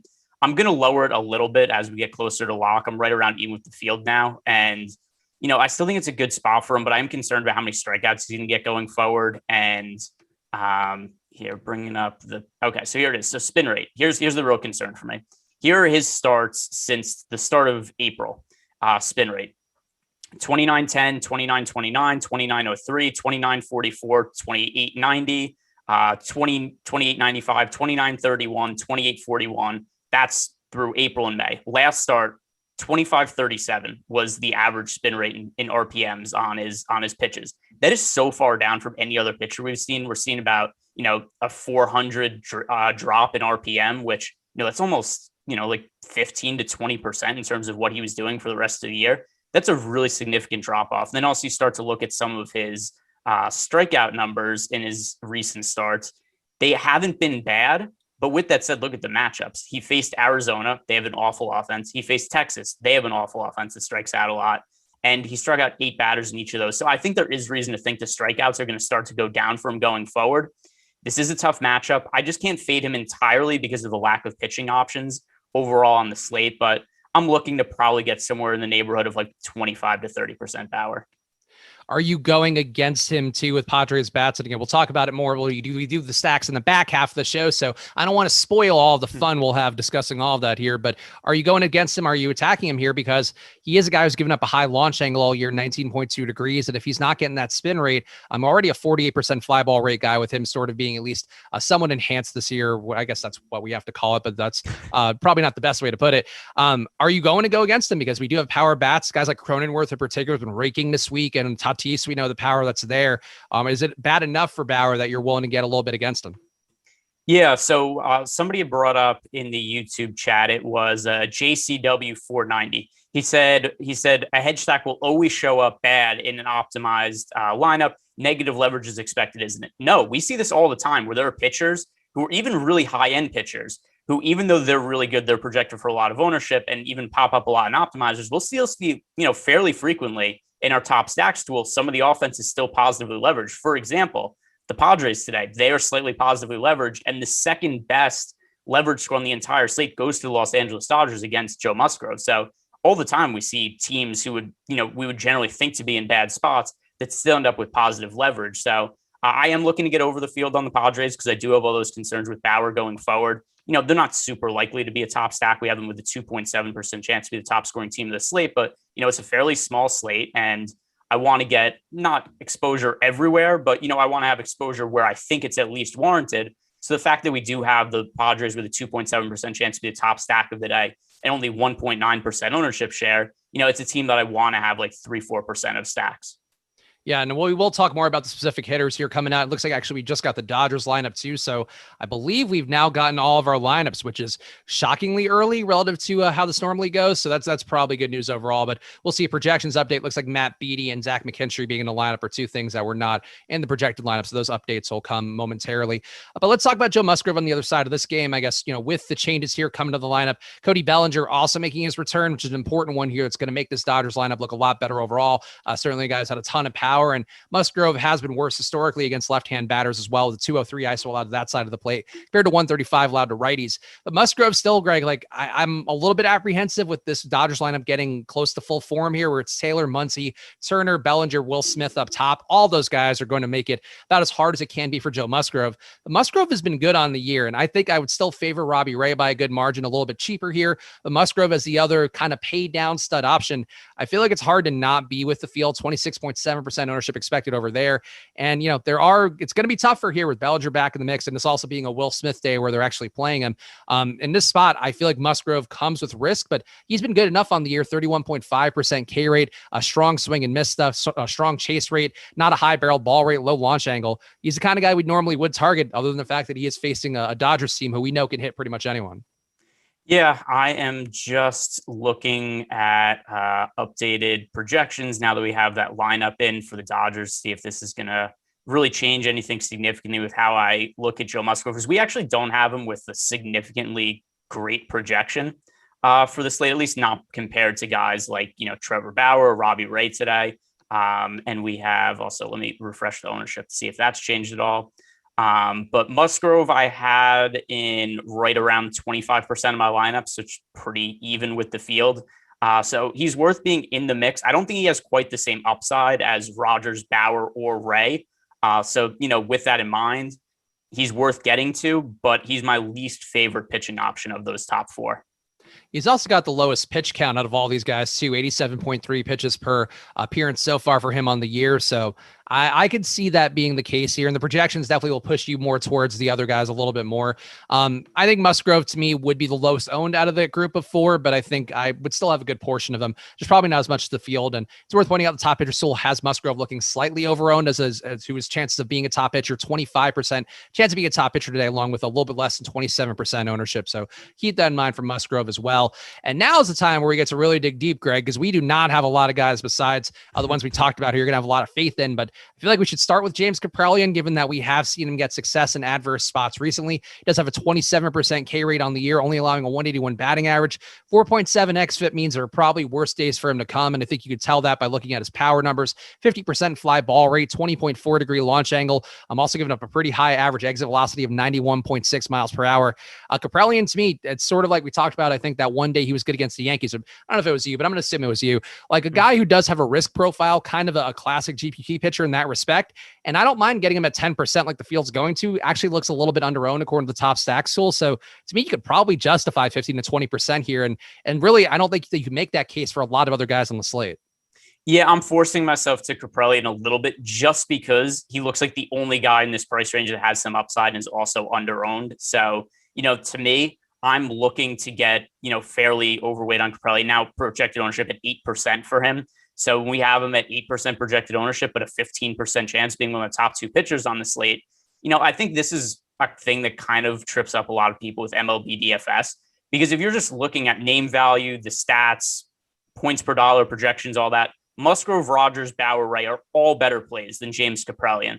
But the ownership becomes so important for MLB DFS, and there's so much ownership going to guys like Robbie Ray, Trevor Bauer. Also, we just got an ownership update, and Trevor Bauer is now projected for nearly 40% ownership. That of these guys, Kaprielian is the only one that looks significantly under-owned. So with that in mind, I'm looking to get pretty heavy overweight on Kaprielian. I don't feel great about it, but from a GPP perspective, I think it makes sense. And this is one of the only reasonable ways that I could see to differentiate myself at pitcher, because anything else that I think we're doing here is really just going to be what the rest of the field is going to be on. Yeah, I think that's a good way to look at it. And, the volatility here is something we talk about a lot, where I wouldn't have an issue taking some bats against Kaprielian as well to hedge against whatever ownership I would have there. But I think getting, double to field, maybe a little bit aggressive for some people out there, but based on the strikeout numbers, and we have seen him again win in adverse conditions, I don't mind him in a day where the roof's going to be closed in Texas to take that shot in the hopes that you can just get through a Texas lineup that has some bats. We talk a lot about Adolis Garcia being one that jumps out. Joey Gallo certainly has been good with the reverse splits for him for a while. And Kaprielian's been hit really hard by lefties too. 283 ISO so far. Only he's faced 79 of them, but that's definitely one mark that's going to jump out along to 7.7 xFIP. But if he can survive these guys, like there's a path to a useful day. And I think you can get action on both sides here and hope that it does, that one outcome here is an outlier side. And I think Kaprielian is one of those guys that would be there for me. Would you take any stabs at Mike Foltynewicz? Since we're really slumming here, we got a little bit more time to discuss the pitching. And Foltynewicz, the one thing I can say for him is he probably is going to have one or two decent starts at some point, just because the law of averages says he kind of has to have one to be a mediocre pitcher. And he's been a very, very bad pitcher, Greg. I'm saying that not in a sexy way, to be clear. I'm not going to take it to Mike Foltynewicz and put him over my knee, but he's been really bad. The 7% swinging strike rate, 28.8% chase rate, which actually a little bit improved from where he's been since 2019. But the power numbers, 16-degree launch angle, 10% barrel ball rate. And I think, it occurs to me yesterday, and granted, it's not really recency bias, but it's going to sound like it. Like Eli Morgan, yesterday, everybody's like, oh, this guy sucks. Let's target him real hard. And he only had one start, so it's not quite the same as Foltynewicz. But he had 8 strikeouts in that start, because these guys kind of have to find their depth at some point. Are we at that point yet with Foltynewicz, with a very cheap price tag, a decent pitch count, and an Oakland team that's also going to be owned incredibly highly today? Listen, I like the idea of Mike Foltynewicz. He's like, he has to be good eventually, right? And I mean, the numbers this year would suggest no, he really doesn't have to be. His recent starts are 6 fantasy points, -11, -3, 11, 16. So there we go. There's the ceiling game. And by the way, he pitched 7 innings, had 2 strikeouts, 2 walks in that game. So, that's one of those just variant situations. I assume he just got hit very hard, and a lot of balls were hit at guys when he pitched 7 innings and strike out 2 hitters. And then his other starts, -4 fantasy points, 4 and 12.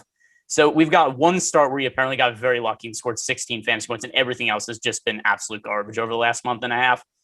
I understand from an ownership standpoint where it's like, hey, everybody's on Oakland. I think Oakland's a little bit overowned after the big outing they had yesterday. Yesterday, Oakland was crazy underowned. It was a team that I thought we really wanted to target. today I feel the opposite, where it's a good spot against Mike Foltynewicz, but the ownership's already there. But I can't reasonably get to Foltynewicz. The guy's just been absolute garbage. And to be clear, like, I don't have any sort of faith in Foltynewicz, but I do think that, just in terms of looking at players here and just a guy who's been so bad and everybody's going to treat him like, man, this guy's so bad. We're going to I just think sometimes those do have a way of finding the other outcome. And that's it to me. Cause on the slate, like Danny Duffy, I thought was interesting this morning, but as Alex pointed out in the deeper dive with Eric right before us, hasn't pitched in a month. And certainly the pitch count, you got to expect a bit of a drop off. And part of his upside was the fact that he was throwing just shy of 99 pitches per appearance before that injury. So Duffy, I think off the plate, Michael King would be off the table as well. Tom Eshelman, a guy who's probably not throwing enough pitches and also not good. He shouldn't be on the table really. So you get to this point, Tyler McGill, not on the slate though. I think worth pointing out, I don't know if you did any deep dive on him, Greg, but Alex and Eric were talking through him real fast. And I was actually kind of impressed by his minor league numbers for whatever the small sample size is this year, a 36% K rate, 31% K rate overall. And he's a big guy with a big arm. I was reading some Mets blog breakdowns of him out there too.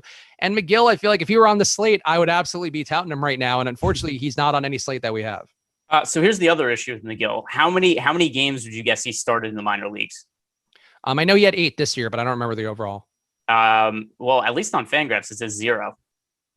He has on minor league baseball or MLB.com. They have him at, actually, no, they have him 8 games started this year and a 2-1 record, 40 innings pitched. Interesting. So that is not what Fangraphs is showing. Last 2019, he had 22 games, 11 started there. 2018, 10 games, 2 started. And the overall numbers were not bad. But yeah, I know Fangraphs sometimes with minor league. I always go to MLB.com for the minor league or minor league guys and just calculate on my own because I feel like Fangraphs, for whatever reason, has some blind spots with minors guys. Oh, you know what? That is my fault. That's because I was on, silly me, I was on were you on Trevor McGill? I was on Trevor McGill's page, not Tyler McGill. That was exactly what Alex did on the last show too. So you're in good company, if nothing else. Oh, there we go. Yeah, I mean, I just typed in. I clicked on the wrong team McGill. I didn't realize there was going to be multiple of them here. But yeah, I mean, to your point, it doesn't matter because he's not available. But in spots like this, I also kind of will always lean back into whatever the Fangraphs writes up as somebody's prospect outlook. And he's not ranked in terms of the overall Mets in terms of overall prospect rank. He's ranked 23rd in the Mets organization. And then his projections for the year, he doesn't have one for Zip. Steamer hasn't projected to pitch 17 innings the entire season. So, there's just not a whole lot of information here. But I mean, once again, it's kind of a moot point just because we can't roster him anyway. Yeah, I think that's a decent way to look at it, but I just wanted to point him out because he definitely would be somebody that I'd play in normal situations. And our producer, Tyler, points out, and he spells Tyler dumb. He does, in fact, spell it like Tylor, which I feel like is like a Norse god name, as I mentioned on the strategy show this morning or the live before lock / strategy show. But Greg, you love improv in here. You got any feel for Tyler McGill's name, which both parts of it are spelled in ways that are quite frankly confusing? Yeah, well, first of all, listen, so there's Tyler McGill and there's the other guy, Taylor McGill. I don't know if they're related. If they are, I'm sure their parents can't pick them apart in a line if they're next to each other. There should only be one of these guys allowed in the big leagues. And I guess technically there is because only one of them is in the big leagues. But the other thing too is this is how bad the pitching options are on the slate. We're talking about guys who we would maybe consider rostering if they were in the player pool. Look, I agree. And I guess the good news is nobody could be mad at us if he has a bad day or a good day. It won't matter. But I could say, though, I would certainly be like, yeah, Tyler McGill, really intrigued by what he's got going. And that's how bad of a slate it is. I feel like we got a question here from Soul Dope, which we'll take in a second here about the FanDuel top pitching. But I feel like one guy we can hit on real fast is Rich Hill because he has had some outlier days overall in the season. The issue for me is he's facing Boston, who hits lefties extremely well, as we saw yesterday with poor Ryan Yarbrough getting sacrificed at the altar of the Boston bats. But this team here, JD Martinez, Bogarts, Hunter Renfroe, Bobby Dalbec, all guys who were in the projected lineup this morning that I pointed out, still going to be in there today. And Danny Santana also in the leadoff hole, $2,700 price tag on DK. That is going against Rich Hill. I think Rich Hill is usable in some spots. I think when he's playing the Mariners of the world or even the Tigers, or what I guess those are really comparable teams, but I'm willing to go to Rich Hill there today though. Greg, at this price tag, I just don't see it. And I don't know how you wouldn't. I mean, Kaprelian, I think has more appeal. Rich Hill, not going to be that highly owned, but the projection is just really awful today going against Boston. Yeah, and he's just not working deep enough into games. He had one really odd outlier game against the Royals where he pitched 8 innings and had 13 strikeouts. But other than that, and also I way underestimated Rich Hill coming into the season. I made fun of him for the first month of the year about how old he was. And then he just kind of kept trucking along. He was fine. EMAC was getting old. It was getting upset about old jokes in the YouTube chat. And then, look, and then he's pitched, fairly solid this year. So he hasn't been somebody I've wanted to stack against all that much. But it's been hard to roster him when his recent starts are 5 innings, 4 2/3 innings, 5 innings, 5 innings. Those are his last 4 starts. Hasn't struck out more than 5 hitters in any of those. So it's just not enough pitches, not working deep enough into games for me to see the upside in him in a tough matchups and at this price point. Also worth pointing out, I'm just making sure this tool is available for everybody and it wasn't something that's only for premium. Worth pointing out that if anybody had a lot of success with our NBA player props tools, we did in fact just launch one for the MLB today. So let me just link this real fast before we take Soldope's FanDuel question. But check it out for yourself. You're going to see some bets on there that might be alarming. We talk a lot about the home run props because they're fun and sometimes I think there is some value to taking them. But you will learn firsthand when you sort by expected win percentage that even the best bats are going to look much worse than the guys who are projected to be hitting an under today. And then Greg, actually give me your spiel on that before we do the FanDuel question for Soldope, because I think you had a good point here about just, how to approach these tools overall. And in particular, some of the odds going against the props that have the highest likelihoods. Yeah. So the thing, if you look at the props, and it's something too, where, like we had, which I kind of felt bad about it in hindsight, because we first started introducing more props to the show and to our baseball content in general. And I had asked everybody, like, hey, could you guys make an effort to bring up props and betting lines and all that were on the show? And the first show I do with you bring up the home run props and just railed about how stupid they are and kind of was like, why are we even bringing this up? And it was really because I asked you to. But that aside, the props are juiced so heavily on the under. And the reality is hitters are very rarely likely to actually hit home runs in the game. And even the best hitters in the league, we'll often see them where they're like plus 270, plus 280 to homer. And you think about like, okay, if we're going to say a hitter has 30% implied odds of hitting a home run, pace that out over the course of the season. That means we're expecting this guy to be a 50 home run player, over the course of the year. And that's just not the case on an individual game. So that's the reason why the players that home run props are almost rarely good value. And then the no side on the other end, because the books are aware that it's not good odds to be bet. And also who's betting on players to not hit home runs, right? I doubt anybody's actually ever betting those props. I've never seen anybody tout them before on Twitter. People are always giving out home run picks. I've never once seen somebody say for somebody to not hit a home run and give that out as a bet. So that's why you'll see all the time where it's somebody like, hey, this guy's plus 270 to homer, but like minus 500 to not homer. So these are individual bets that every once in a while you'll be able to spot something that has value. And our props are like one, there was a book that had a pricing error on a player. And that's something that stands out in our props tool you wouldn't have found anyway. There was a book that had Ender Inciarte today, even odds, not hit a home run. They just made a mistake. It should have been minus 1,000 and they left out a number. So they left out a 0. So it was minus 100.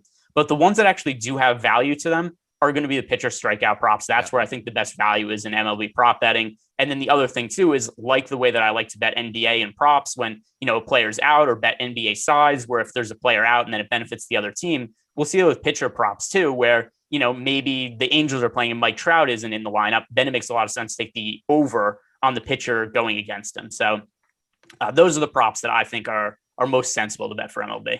Yeah, definitely a tool that's going to be worth checking out, especially, a lot of people had really tremendous success with the NBA win percentage and ROI percentage tools on OddsShopper. We heard about that a lot. So if you missed the boat on that one, definitely try these out. And I'm with you too. The strikeouts by pitcher props, you'll find some good unders. Michael King looks like he has an 82% chance of being on the underside today.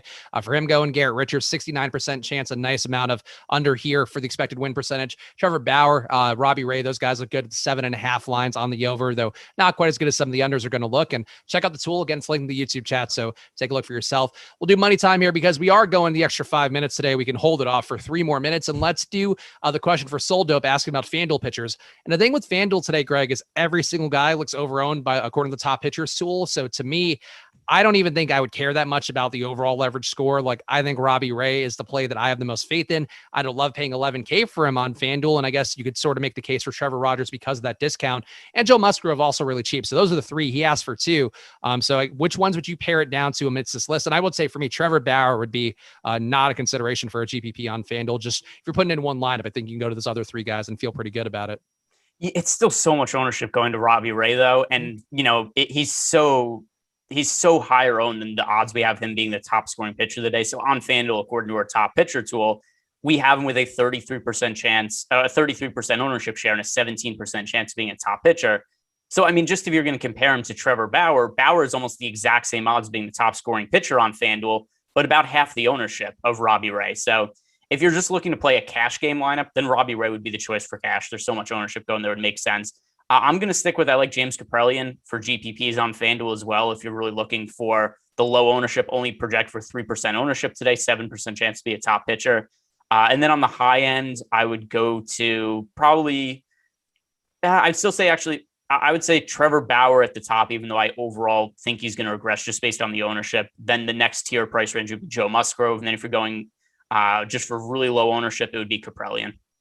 Yeah, I guess Kaprielian is one dart throw you can make. There's going to be almost entirely overlooked on FanDuel, but I have just the most comfort with Robbie Ray personally, so that's why I don't mind. But I agree, he looks very over leveraged according to the top pitcher stool. So if that's something you're going to prioritize, I do prioritize safety sometimes, especially on FanDuel where you really can't make it up with the other pitcher. But definitely there are some options to go to, and that top pitcher stool always part of what you get with an Awesemo Plus membership. So make sure to use that promo code MLB Live before lock at awesemo.com/join to save yourself 25% on your first week of data. But we're at the halfway point of the show, even with the extra 5 minutes. So let's do the money time right now. I'll flip the hat and we'll give you guys the top 5 owned plays or top 5 projected owned plays on DraftKings and FanDuel. Sometimes people get confused and think we can actually see the future here, which you might think by looking at Alex Baker's winnings that is the case, but it is in fact still an educated guess based on ownership using algorithmic data and all of that. Top 5 on DraftKings though. Number 1 projected owned play, as we talked about, Robbie Ray, 60% expected ownership now. Number 2, Trevor Bauer, up to 35% expected ownership. Number 3, Joe Musgrove, 34.3% expected ownership. Number 4, Trevor Rogers, 30% expected ownership. And number 5, Yordan Alvarez at 27% expected ownership. And Greg, you hear that top 5 where you have the 4 pitchers that we discussed at great length: Ray, Bauer, Musgrove, Rogers, and also Yordan Alvarez. Who stands out there as maybe being the most overowned? At least for DraftKings, I would say it's probably Bauer, although I'm also not that different than the field's ownership on him just because of the lack of other pitching options. But, we do have Trevor Bauer as being a little bit overowned on the slate. I just changed my ownership. I'm going to have him right around 30%. So I'm a little bit underweight to the field. But yeah, I mean, it's really hard to poo-poo on any of those plays. I'm surprised that Wander Franco wasn't there. Yeah, Wander Franco still going to be decently owned over 20%. We'll talk about that Rays stack and him in general too, because we did dedicate a special minute to talk about him yesterday, and he did come through. But yeah, I think Yordan Alvarez would still be the one that I feel like the other numbers for pitching, like I think these guys are about right. To me, feels like they're all around 30 to 33% guys, with Ray being the one you can go higher on because of the DK price tag. But Yordan Alvarez, I'm not quite as crazy about the Astros stack today. So to me, that's one that's going to be pretty highly owned. And Abraham Toro, not that far behind him, worth pointing out. On FanDuel, the top 5, Yordan Alvarez is going to be number 1 overall, 36% expected ownership. Number 2, Kyle Tucker at 31.1% expected ownership. Number 3, Robbie Ray, 30.4% expected ownership. Number 4, Aaron Judge, 28% expected ownership. And number 5, Jose Altuve at 27% expected ownership. Greg, top 5 again here, only one pitcher in there with Robbie Ray. So which bat do you feel like is the most overowned here? At least for FanDuel purposes, I mean, that's a lot of ownership going to Yordan Alvarez. I certainly think he's, a fine play as a one-off. But once again, that's more ownership than I would feel comfortable getting to any one individual hitter. Yep. So that is a lot of them. And I guess let's segue over to that. Let's talk about the Houston Astros are going to be the chalk slate everywhere. But guys, hit that like button if you can. Looks like right now we got 530 people in here, only 137 likes. So let's get that number up. I feel like if we try our hardest here, we can get to 175 likes. So let's hit that like button if you can. We appreciate it a bunch. And it really does help out. Obviously, we're not like, I personally, my ego doesn't change very much for the better or worse when the like button gets hit, but it does help us get seen by more people and does help the Awesemo channel grow. So do it for this channel. Do it for any channels you like out there. Always hit the like button and of course subscribe to check out their content. But let's talk about Houston going against Tom Eshelman, who is not a great pitcher historically since 2019, giving up a 13% K rate, 280 batting average, not a terribly high launch angle, but still one that can be taken for a good ride here. 17-degree launch angle, 7% barrel ball rate this year, but has been closer to 10% going back the last few years. And Eshelman, Greg, I think is not a good pitcher by any stretch, but I do think he's a guy that I wouldn't necessarily expect to get totally bombed out here. It's really more the weather factors than anything, where it's only 75 degrees, 45% humidity. And he's not grading out to me like Jorge Lopez, who I talked about yesterday on the show, where, low ball pitcher guy who's got a really low launch angle across the board. Eshelman's certainly going to give up a lot more production. I just don't feel like the ownership is going, like, this is ownership that's going against Matt Harvey. This is ownership that's going against, I'm trying to think of what other gas can you have in mind, but you could think of any guy out there who would be that. Mike Fiers in Baltimore would be a similar thing. But going against Eshelman, like, I don't think he's a good pitcher, but I also think Houston's wildly overowned. And the top stack still has it maybe not completely wildly, but a 19% chance to be a top stack, along with 25% aggregate ownership on DraftKings. So how are you approaching Houston? Are you willing to get with the field or move away from him today? Yeah, so I have exposure to the Houston Astros. I have a lot of exposure to a lot of these guys as one-offs, like we just mentioned, Jordan Alvarez, all the exposure that's going to him. I have him in my player pool, not as much as the field, but he is in there right now. And I have stacks them, but also not quite as much as the field, just because we do have them negatively leveraged. There is a bunch of ownership going there. And, this is one of those slates too, where, we talk about the top stacks tool. There's two different sides of it. There's the overall team's chance of being a top stack and their chance of being a top value. For this slate in particular, we really need to save some money with bats. There is no way to save money at pitching unless you're just going to take a shot with like a Fultonavich or Tom Eshelman or something like that. And I don't think that makes a whole lot of sense on this slate. So I really need to try to find cheaper batters and cheaper stacks to roster. And while I'm on the Astros, it's not nearly as much as the field. I have them about 10% stack right now. So about half the 5-man stack exposure the field is going to have. Yeah, and we talk about this a lot, and I'm always okay with trying to force a little more in the way of mini stacks. And it's worth pointing out just the ownership here on DK. We're gonna have Brantley over 30%, Jordan Alvarez over 30%, Kyle Tucker over 33%, Abraham Toro also over 33%. For these guys, I think Toro's the one that always stands out. And I accidentally almost played a lot of them the other night. Thankfully, I didn't paste my stuff in right, so I didn't get there as much as I was going to. But like Toro offers really just nothing, like not a lot of steals, not a lot of power. He just is cheap, and he always finds his way into these Houston stacks. And I feel like for him, like I'd rather pay up a little more if you are going to go to Houston and, take less ownership with Altuve, take less ownership with Yuli Gurriel. It's not even that expensive. Like there are ways to stack them up and get different, as Alex is talking on the deeper dive before us. But you got to be really conscious here, because if you go in there with Brantley, Alvarez, and Tucker and Toro, you're going to be with basically every single lineup there. And especially with the pitching being as tight as it is, like you're not going to be different at all. And you'll be holding hands with like so much of the field. And I think even relative to the usual. It is really hard to get different with Houston stacks today, because even if you get to the lower owned guys, like you're going to make a 5-man stack of Jose Altuve, Yuli Gurriel, Carlos Correa, Martin Maldonado, and Miles Straw. Like even that is going to have double-digit ownership overall as a squad. The only player in the entire lineup that has single-digit ownership is Miles Straw. And so you take some of these guys at the bottom of the order, okay, but I don't think they're particularly great plays. And then even the other guys like, Carlos Correa was batting 5th. He's 5,000. Yuli Gurriel isn't picking up a whole lot of ownership relative to the other guys on the team, but he's 4,800. So I think it's hard to make a stack with throwing in some of these other guys that, number one, is good and then also works with the pitchers we want to roster. Like I don't want to play a whole bunch of 5,000 Carlos Correa, 5,700 Jose Altuve. So I'm underweight on every single hitter in the Astros lineup right now. I think they make a lot of sense as a 5-man stack, just not relative to what the ownership is. And then real fast on the other side, because I know you historically have been a fan of a low-owned Baltimore stack. I feel like I have to ask going against Jose Urquidy, who's been pretty good in terms of a 1 whip on the year, not walking guys a lot, also only giving up a 220 batting average. But it does seem like the park shift could be a problem for him. Very high launch angle of 21 degrees. And if the bats get to him, like you could see him take him yard, I think, here with the 4% run rate he also has while pitching half his time in the Astros home park. But Baltimore bats for you at all? They are a stack that's under-owned. I guess we have enough of them that are under-owned on the slate where maybe you're not forcing it there, but and not a lot of leverage going against Urquidy either. But did you get any Orioles for yourself? Yeah, this is one of the teams where I like the ballpark.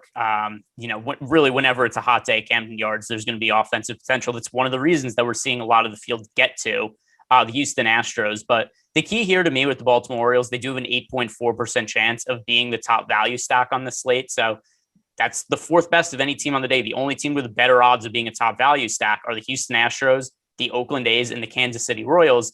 The difference being here, though, Baltimore is way less ownership than any of those teams, only 3.8% ownership going to Baltimore. So the hope here is that, maybe Baltimore hits a couple of home runs, maybe they're able to put 5 runs up on the board. And then if we see, some of those high-end pitchers, Robbie Ray, Trevor Rogers, maybe James Caprelli and something like that, those guys score 25 fantasy points or something like that, you're going to need those pitchers in the lineup. And, that's where I think a low-owned Orioles stack maybe doesn't have to go score a whole bunch of runs. Just the fact they might be able to put some runs up on the board and do it with power, that might be enough to make it into winning lineups just with the pitchers that we're looking at today. The stack that's going to look the most under-owned today, according to the top stack tools, is going to be the Yankees, who have 5.5 implied runs for themselves going against Danny Duffy, who, as you mentioned, coming off the IL, so we'll see what his pitch count is. But behind him, not a great bullpen. The Kansas City bullpen on the year, 4.6 xFIP, giving up a 3.2% on run rate and a really high fly ball rate that I think would have been more of a problem if it were a more humid day in New York, only 35% humidity, but still hot enough where the park can play a little bit better than usual. And I do feel like the Yankees, Greg, we talk about them a lot here when they're the chalk stack. There's generally some reason to move away, but they are significantly under-owned, maybe because they are always burning people. And it feels like going against Duffy, who's going to have his own volatility coming off of injury and a bad bullpen behind him. So if that pitch count's even shorter, I think it could be a nice spot for the Yankees. So what are you doing with them today? Yeah, so the Yankees, if you are paying up for an offense, this is the team that I think makes the most sense just based on the ownership. Here's the negative with the Yankees. Gary Sanchez is 5,200. Aaron Judge is 5,600. Giancarlo Stanton is 5,800. So we're not able to stack the Yankees and then also roster the pitchers that we actually think are decent plays on the slate. So let me actually sort this. I have a feeling that almost all of my Yankee stacks are going to have Kaprelian as one of the pitchers because I just don't know where else the salary savings would come from. So let's see, 5-man Yankee stacks. I have Kaprelian as the pitcher. Not 35% of them. That's actually not too bad. So maybe it is more doable. Let's see which players I'm getting to individually. I hope it's Foltynewicz. Please tell me it's Foltynewicz. No, I don't have any exposure to Foltynewicz. Okay. Let's see, who am I? All right, so here's why. The guys I'm getting a lot of on the Yankees, it's Clint Frazier, projected for 6% ownership. Gleyber Torres, projected for 8% ownership. And the price tags on those guys, Clint Frazier, 2,400 on DraftKings, Gleyber Torres, 3,400. So there are guys that towards the bottom of the order that we are able to mix and match with. Now that I'm looking at my lineup builds with some of the expensive guys. So we can't stack up all of the expensive Yankees hitters. We're not going to be able to get Sanchez, Judge, LeMahieu, Stanton all in the same lineups. We can get two of those guys while playing them with some of the cheaper guys at the end of the order. And that actually is still letting me get to the more expensive pitchers. Yep. So that's a good way to look at it. And certainly the Yankees here are going to have a lot of guys under 10% owned. So if you somehow have the money, or if you're riding the Foltynewicz train, then you can afford all these guys and get there pretty easily. But everybody after, it looks like from Stanton on down, drafting going to be under 10% owned. And the top three here are going to be decently owned, but probably, have some good potential here in this spot, especially Gary Sanchez. I feel like has been hitting the ball every single time I look on Twitter, always having a home run day. But going against Danny Duffy, definitely, Duffy's been good on the year. I would have played him if the pitch count was going to be there and taking that shot today. But he is going to be very low owned today because he just, you don't know what you're going to get from a guy coming off that injury. Let's talk about Oakland. And I guess this is a team, again, we hinted at a little bit earlier, but looking like one of the most popular stacks on the day, going against Mike Foltynewicz, who value pitcher du jour, but a guy who's going to be 2% owned for good reason because every number you look at looks bad. 5.3% on run rate on the year, giving up a 300 BABIP, which perhaps a little bit unlucky compared to his 2019 sample size where he's had a 280 BABIP. So that's one thing looking up for Foltynewicz, but not getting strikeouts, Greg. Really high max exit velocity as well, 117 miles per hour, actually going to be the highest mark on the slate. And Oakland, a team of competent hitters who approach it analytically, high launch angle guys with a lot of good power. Chapman and Olsen up top, certainly guys can do damage. And even Tony Kemp as a value play, going to be pretty highly owned. So how are you approaching Oakland? Because there are some bats here you can go to. If you're willing to hope that Elvis Andrus can continue being competent, he's going to be low owned. You can get to Seth Brown, who's actually a pretty decent hitter against righties. And you get to Mitch Moreland to decrease that ownership product. So there are ways to make Oakland less chalky if you want to, but it doesn't seem like that's what the field's doing. Yeah, so actually in the last ownership update now, I'm going to have to change some of my stack exposures here because we no longer have Oakland as being really overowned as they were earlier. Now we have them with 12.4% ownership share and 11.8% chance of being a top stack. So I actually think it's worth being right around even with the field on Oakland. I'm going to do one more run of my lineups here, and hopefully it's the last one for the night. But yeah, I think that the Oakland team, now that we know that the ownership is about fair, it's a good spot. I was looking to be pretty underweight to the field on them and Houston and look to stack elsewhere.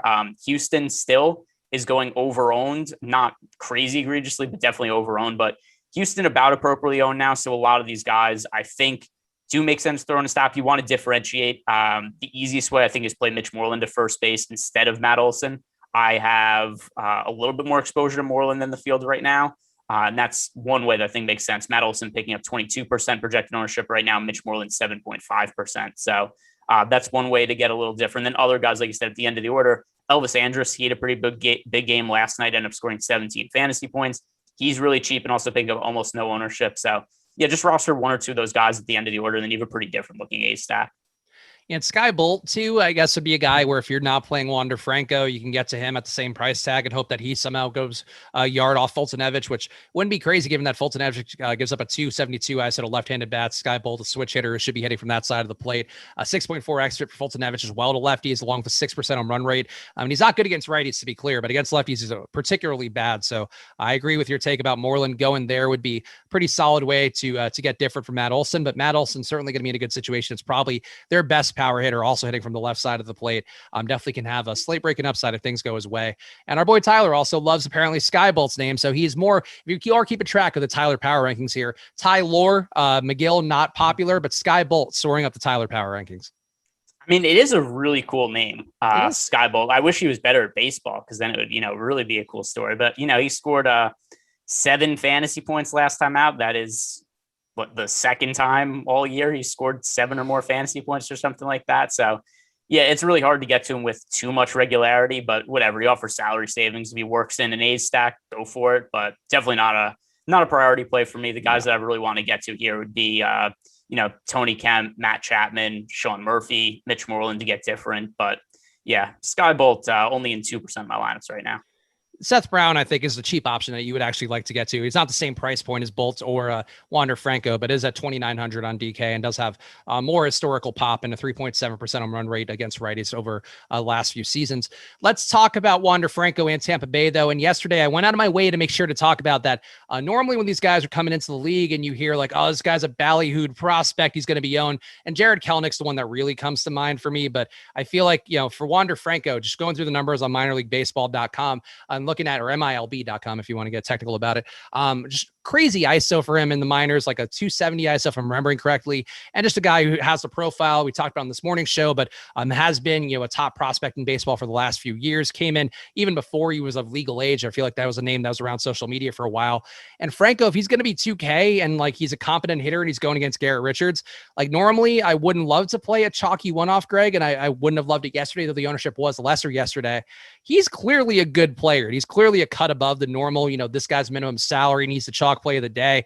37.8% ownership on DK is a lofty number. I don't know you want to quite get there, but how are you approaching him? Because he has easy salary savings and, at a position today on shortstop where you have Fernando Tatis and maybe not a lot of other guys that people really love.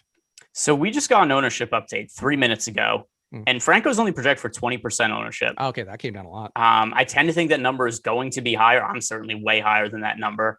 I have a lot of exposure to Franco today, and the price is so wrong to me. And also, even if you look at the Zips projections for the rest of the season, and they're generally very conservative with players when they first get called up and enter the big leagues. And we have Steamer, Zips, they all project to have a WRC plus over 100 right now. And even if we consider he's a slightly above league average hitter, let's just say that in itself is what it is. And by the way, he's a really fantasy friendly profile guy who has speed, steals bases, also hits home runs, also is in decent lineup, then also adding in that he's a good matchup today and is hitting in a good lineup spot. The price is still so egregiously wrong on him. Like there's no point in time where we would ever see an average to slightly above average major league hitter at min price in a positive matchup hitting in the middle of the order. And then you consider that what if this is a guy who's actually going to hit his ceiling? And, it's only one game yesterday, but certainly looked good in terms of first impressions. Like I'm fine with loading up on him for today, especially because we only have him projected for 20% ownership. It's just the price is so wrong. Like this is the kind of misprice that we'll see, in like NBA DFS when a backup moves into the starting lineup. So if you ask me what Franco's price is going to be a month from now, I would be really surprised if he's priced under 4,000, and he's probably more likely to be priced in the 5,000 range than the 4,000 range. Yeah, that's exactly where I'm landing with it too, where normally it's not the kind of play that I would talk about in a show and go out of my way to call out, like Vlad Guerrero, when he was going in the initial parts of his rookie campaign. I remember doing shows and people were like basically trying to play him every day. And he started very cold in the majors as well. I think he might have had one good game out of his first 10 or so. People were just playing him every day, and he was like 3,500. And at that point, it's like, I don't know if you need to play this guy every day. The minimum salary and a guy who's a live bat, as Greg talked about, some stolen base upside, which is there against Garrett Richards. He's basically a league average in terms of weighted stolen bases allowed. This spot to me, I think Franco is perfectly fine, chalk. And if he's going to be only 20% owned, I would have played him at 38%. I just would have gotten less to it. At 20%, I feel like if he gets 25 or 30, I don't think it's the craziest move. No, I have him. Let's see. Where do I have him? Yeah, I have him 38% of my lineups right now, which, that's my most rostered hitter on the slate. And given the price point, and there's two things here too, is not only is the price egregiously wrong, but just look at the way this slate breaks out where we need to pay up for pitching. I've said that a few times now. And then there are some offenses that I do think are good spots to pay up for, but I kind of have to roster Wander Franco to make that happen. And, I definitely feel good that he's only projected for 20% ownership right now. And Gordon Powell asking in the chat, would you stack up Tampa Bay with him? Maybe he gets that dugout rocking and everyone starts hitting. I do like the trying to make that into a data point that they're all just going to be waving their hands back and forth and lighting lighters and holding it into the air for him. And that's the thing for them though, is like they're going against Garrett Richards. I wish the park were better. I wish they were playing at Boston because then I think that full stack would really jump out in a meaningful way. Richards doesn't give up a ton of home run power since 2019, only a 2.6% home run rate, only a 1.8% home run rate this year, low launch angle, 10 degrees. So not normally the kind of team I'm dying to stack, but it is a high total here, Greg. So are you feeling the Rays stacks given that they look a little bit overowned, but probably not that much given that Wander Franco is driving a lot of that ownership? Yeah, so I actually think the 5-man stacks might be a little more contrarian than we think, just because so many of them are going to be with Wander Franco in them. I think one thing I'm not doing this, and I'm not going to change my lineups like 10 minutes until lock at this point, but I do think it's kind of an interesting contrarian option because Richards is such a poor pitcher to make one 5-man Rays stack that doesn't have Franco in it. Yeah, no, I certainly get that. I think that's one way to capture it. It's also a pay up to be contrarian spot going to guys like Meadows and Arozarena, who certainly can get it done in adverse conditions. Arozarena is a little better against lefties, but still enough power against right-handed bats so far. 175 ISO and Meadows and Lau, two guys that do kill righties pretty well. 284 ISO for Meadows, 247 ISO for Lau, going against righties since 2019. I could see it. Like, I think that's an interesting tournament approach. Probably not one to do with a lot of volume, but if you are trying to capture, a potential outcome, I think that is one that's certainly within the range of possibilities.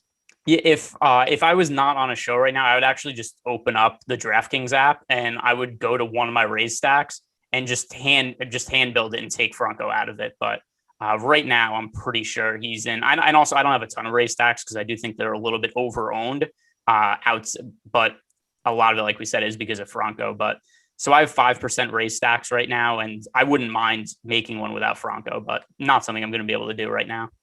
And Brett Phillips, another 2K guy, where if you are playing this hypothetical scenario and you're somebody who does, has your 150 lineups and you just want to take one of your crappier ones, one of your lower projected ones or higher or two highly owned ones, going to Brett Phillips 2K as well could give you the exact same construction as one with Franco. And to be clear, we both think that Franco is a very good play today, as we made clear here with our suggestions about the exposures that we would have. But I do think with Phillips, that's one way to get different for one lineup as well. Same price tag. And then hopefully everybody else goes off besides Franco today if you are playing that type of outlook. Let's talk about the rest of the stacks here. And let me make sure to go check out. We got a super chat here too from Double R, who's asking, would I stack the Mets and the Yankees? And that is a Fanduel question. So the Yankees are a fairly high priority team for me to stack today. We now have the Yankees, by the way, the most positive leverage stack on the entire slate. That is for DraftKings and for Fanduel. The Yankees are the most positively leveraged stack. On Fanduel, the Mets, while they are I'm way underweight to the field on the Mets. So I don't have none of them. It's a slate where I find it pretty hard to outright fade teams, but I only have 3% Mets stacks right now. So that's fairly underweight to the field. We have them with 9% projected ownership. If you're building one lineup, yes, I definitely really love stacking the Yankees, but my secondary stack of choice would not be the Mets on Fanduel. It would probably be, so the Yankees being fairly expensive, it would have to be a cheaper stack. Let's see. So Fanduel, I think Yankees is the primary stack. Definitely be one way to go in a single entry lineup. Secondary stack, though, would be... Wait, we just got an ownership projection update. Now all of a sudden the Yankees are overowned? Well, that's confusing. Things are moving fast behind the scenes here. Yeah. What would be my... Actually, it would probably be Baltimore relative to the salary and looking for price savings. Yankees, Baltimore, and then paying up for a pitcher. I like the Mets more than you do, so I'll just transition here that I do think going against Kyle Wright this year, giving up an 18% barrel ball rate since 2019, a 9% barrel ball rate, also giving up just a 19% K rate for himself, 5.5 xFIP, and Wright, pitching about 80 pitches per appearance, so it's not just getting opener status. Bad bullpen behind him too. I actually think the Mets stack is pretty appealing. I think based on what I've seen in chat throughout the course of the day, both the strategy show this morning and now, I do think people will be on that construction on FanDuel a little bit more because that seems to be one that everybody's talking about playing Robbie Ray on FanDuel is going to. So just keep that in mind. And something that Greg's talked about before, I think, was showdowns where, hey, you put this contrarian guy at captain, but then if you end up with the exact same lineup as everybody else playing that guy at captain, sometimes it's not going to work out right. And I think that could be the case on FanDuel with Robbie Ray, just me kind of talking hypothetically here. But I do like the Mets. I feel like this team, you go through the top 5, you have some good hitters, you have some decent values as well with Conforto being back in the lineup. And if you're willing to take that stab, and Kyle Wright's been even worse against lefties, a 220 ISO and a 305 batting average since 2019 against lefties. So I like the Mets stack, and on DraftKings, they look a little bit overowned. So to me, that would probably dampen the ownership a little bit there. But you're also on DraftKings getting a low-owned Pete Alonso under 5%. And that's clearly, to me, a hedge point where, he could be the guy who has the best day on the slate. So to me, the Mets, I think, are a little more appealing here, though. Weather in Citi Field, not fantastic for hitting, but should be, decent enough, I think. Yeah, so I'll just add to that. I don't think there's an actual issue with the Mets other than just I think there's way too much ownership going there. We have them as the 5th most popular stack now, and kind of in a range where it's the Astros are number 1 by a wide margin. Then there's a group of teams together, the A's, the Royals, the Rays, the Mets, the Yankees. And of those teams, the Mets have the lowest chance of being a top stack, and they're all kind of together in terms of ownership share. So the Mets are just a low priority for me based on that. Yep, I would agree with you conceptually, but yeah, I feel some love here going against Kyle Wright just because he's been not particularly good. And for whatever reason on DraftKings, it doesn't seem like it's going to be owned across the board as a stack. So that's the difference for me. Anybody else stack wise that you're getting to meaningfully today? I feel like we have a few teams, and we did talk about San Diego earlier. So give me your thoughts on them if you are stacking them up. Which guys are coming up the most for you? Because it does seem like you can go to any Padres, at least in the DraftKings ownership, and nobody's going to be there going against Trevor Bauer, even though you could certainly see some volatility come from Bauer for the reasons we talked about in the front half of the show. Yeah, so I don't have like a crazy amount of Padres stacks. I wound up with 4% though, so still more than the field. I think that just given the volatility with Trevor Bauer, not knowing exactly what we're going to get from him going forward with that crazy decline in spin rate that I mentioned earlier, I think there is reason to go against him just for that, because he's probably not going to be the same pitcher going forward that he was earlier in the year. That and combined with the Padres have a really good offense, and there's no ownership here, so. The guys that I'm prioritizing the most are Fernando Tatis, Manny Machado. Will Myers is too cheap, as is Tommy Pham. All right. And the Dodgers, too, again, a team that I wouldn't mind just to try to cover the bases here. They do seem underowned according to the top stacks. So we'll just talked about earlier, no Mookie Betts today, but still a lineup that's getting a little bit healthier and looking a lot better with top 5 of this lineup here. All guys over a 360 on base percentage going against Joe Musgrove, who hasn't struggled with walks, but certainly guys with high on base percentages can drag out at bats a little bit more. And then, the bullpen behind Musgrove is actually the best on the slate relative to the marks that I'm looking at with a 27% K rate, but it's the Dodgers, and it's a Dodgers team is sort of hopefully going to find themselves a bit more with their guys rounding into form and getting healthier. So in this spot, I wouldn't mind the Dodgers at really no ownership at all in DraftKings either. Let's see. Let's go real fast through some of the props on the day. And no good questions here. Jeremiah Johnson saying stack the Red Sox again. And he did say to stack them yesterday going against Yarbrough. And I think the full stack didn't quite get there, but a lot of guys had outlier days. So certainly something to keep in mind whenever Boston's going against a lefty. There is a potential for a good day there.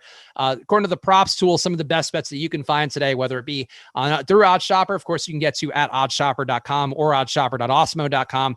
We talked about a few of these earlier, but in terms of the highest expected ROI percentage, Michael King, number 1 prop overall, taking the under on 4.5 strikeouts, looks the best, 23% expected ROI on that one, 82% expected win rate. Garrett Richards, the under on his 5.5 strikeouts, has a 68% expected win rate, 21% likely ROI. Trevor Bauer, the over on his strikeouts, 7.5, 20% ROI expected. Robbie Ray, the over on his 7.5, 16% ROI expected. So as we talked about, the strikeout ones are going to look the most appealing overall.